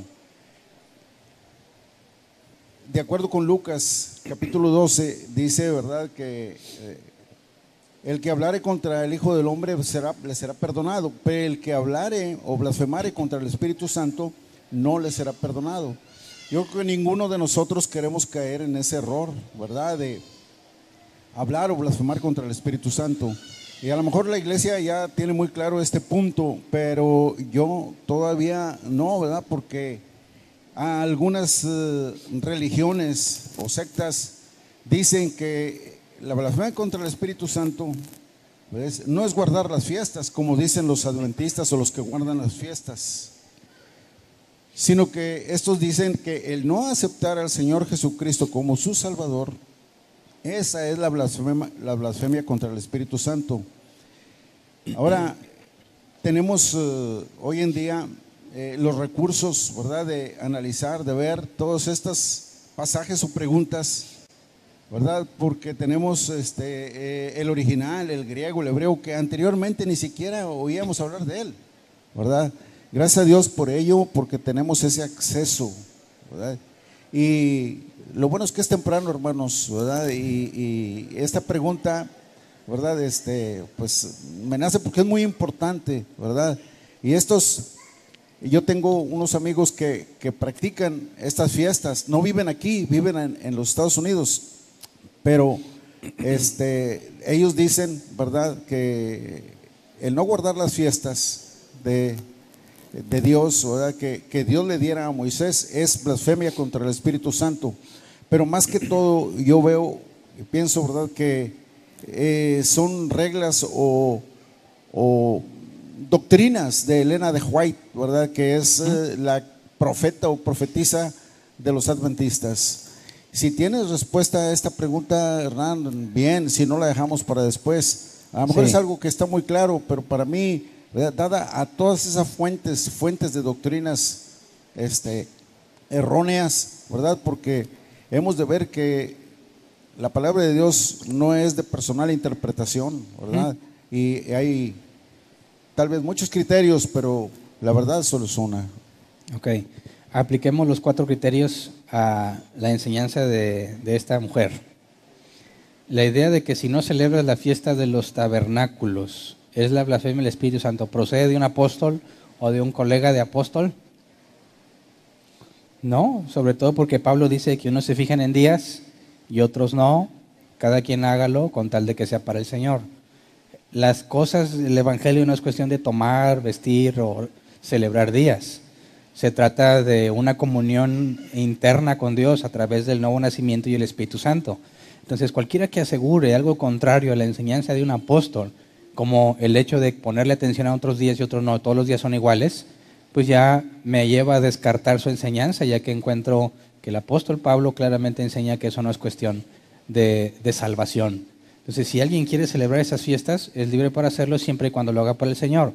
Pero hay que advertir que si él pretende agradar a Dios por medio del cumplimiento de las fiestas en la ley de Moisés, hace vana la predicación del Evangelio, hace vana la cruz de Cristo, como dice el autor de Hebreos. En vano moriría Jesús si por medio de la ley de Moisés pudieses agradar a Dios. Entonces, tenemos que ser ahí abiertos en el tema de que si la quieren celebrar están libres de hacerlo. Asegurar de que yo ya no tengo el Espíritu Santo, que es blasfemia, no tiene sustento bíblico. La desechamos por los propios criterios que ya estudiamos hoy. Eso me queda muy claro, ¿verdad? Ya que el apóstol Pablo dice, ¿verdad? Nadie os juzgue ni en comida ni en bebida, ni en día de fiesta, ¿verdad? Pero entonces, ¿cuál sería la blasfemia contra el Espíritu Santo? Bueno, y hay varias posibilidades, ya que no tienes el texto que te lo dice exactamente.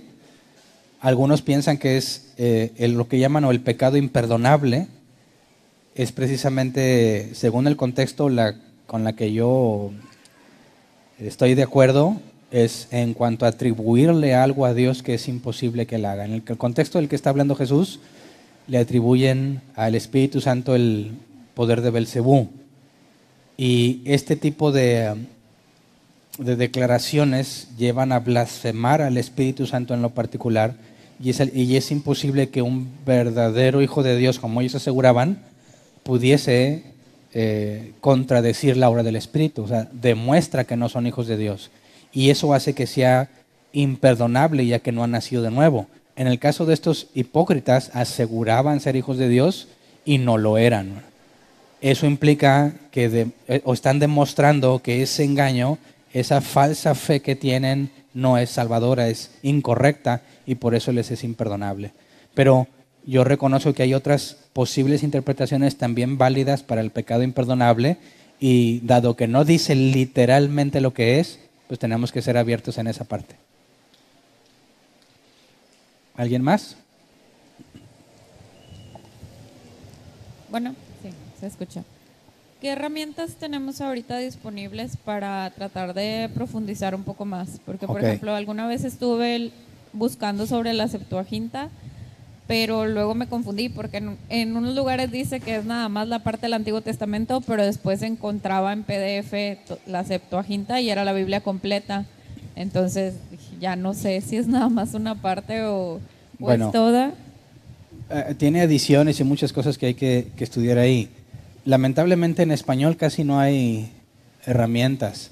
Si alguien de aquí no necesariamente hablas inglés, pero lees inglés, te recomiendo esta página porque tiene, además de comentarios, tiene la consulta a los originales.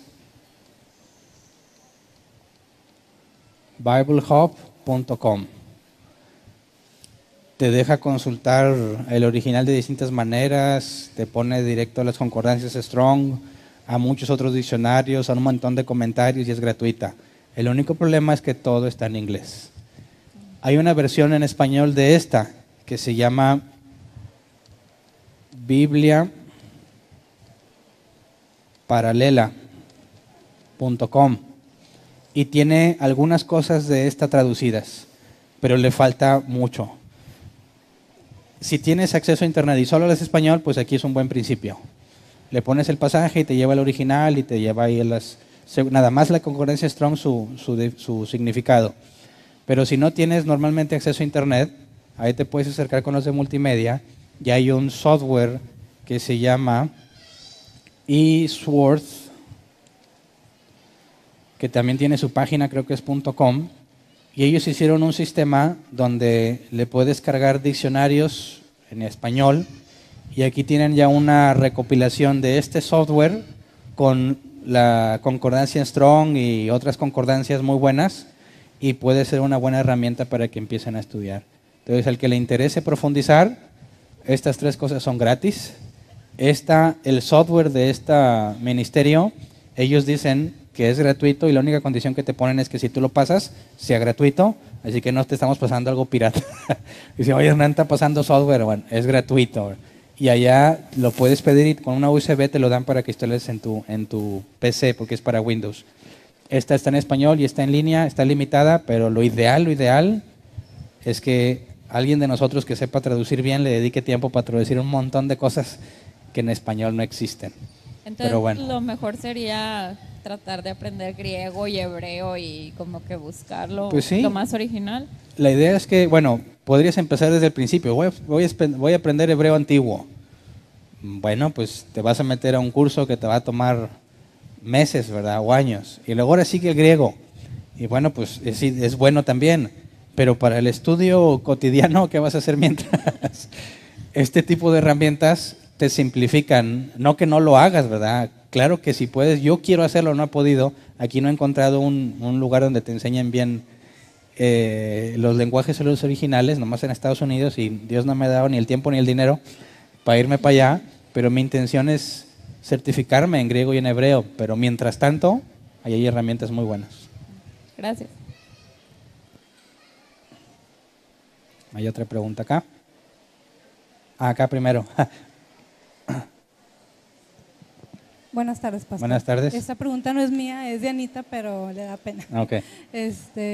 Me pregunta que a quién se le ocurrió, quién estableció los 4 criterios, quién dijo, bueno, yo considero que se debe de preguntar esto, o sea, ¿quién propuso los 4 criterios para al enfrentarse a la herejía de Marción, sale la necesidad de establecerlo, no como un individuo en particular, sino en conjunto. ¿Cuál es la forma en la que podemos asegurarnos que es confiable? Y estos son los que surgen. No es autoría de un individuo, sino de el análisis a cómo responder ante la herejía y cómo establecer el verdadero canon bíblico. Los creyentes de Sí, aquel tiempo. es el de la iglesia, ¿verdad? La iglesia tenía que dar respuesta a la herejía de Marción. Por eso Lutero en la Reforma decía, doy gracias a Dios por mis opositores, porque me han hecho estudiar fervientemente las Escrituras. ¿Verdad? Vamos a dejar la última pregunta para no extendernos. Sí, buenas tardes. Buenas tardes. El Antiguo Testamento está escrito en hebreo y el Nuevo en griego. Partes de arameo en el Antiguo Testamento. Ok, esa era la pregunta, ¿qué significaba el arameo? Y si me puedes explicar lo que es la Septuaginta, es todo. Bueno, ¿cómo que qué significa el arameo? Pues es un idioma en el que se escribió, ¿verdad? Que después tienes traducciones al hebreo o algo, pero originalmente estaba en arameo. En cuanto a la Septuaginta, es la traducción al griego de la Biblia hebrea. Y es Septuaginta del 70 porque eran aproximadamente 70 eruditos los que participaron en la traducción por medio de un rey egipcio que la solicitó. Entonces, sabemos que los judíos había quienes mantenían su idioma y tenías a los judíos helenistas que hablaban en griego, y la idea es que se tradujera al griego la Biblia hebrea para el acceso de todos y tenerlo en la biblioteca alejandrina, no me acuerdo cómo se llamaba. De manera que se quedaba un registro disponible para el habla griega. Y lo que tenemos, por ejemplo, citado por el apóstol Pablo y el propio Jesús, es la cita en la Septuaginta, que era el idioma más común. Por eso es importante leerla, porque en cierta medida estás leyendo lo mismo que leyó Jesús, lo mismo que leyó Pablo y los apóstoles y la iglesia primitiva. ¿El arameo está mezclado con el hebreo? Son idiomas distintos, pero se son usados escribieron... en el viejo. ¿Mande? Son usados en el antiguo, nomás. Sí, nada más en el antiguo. Ah, ok. ¿Alguien más? No, ya no, dije que ya nadie más, ¿verdad?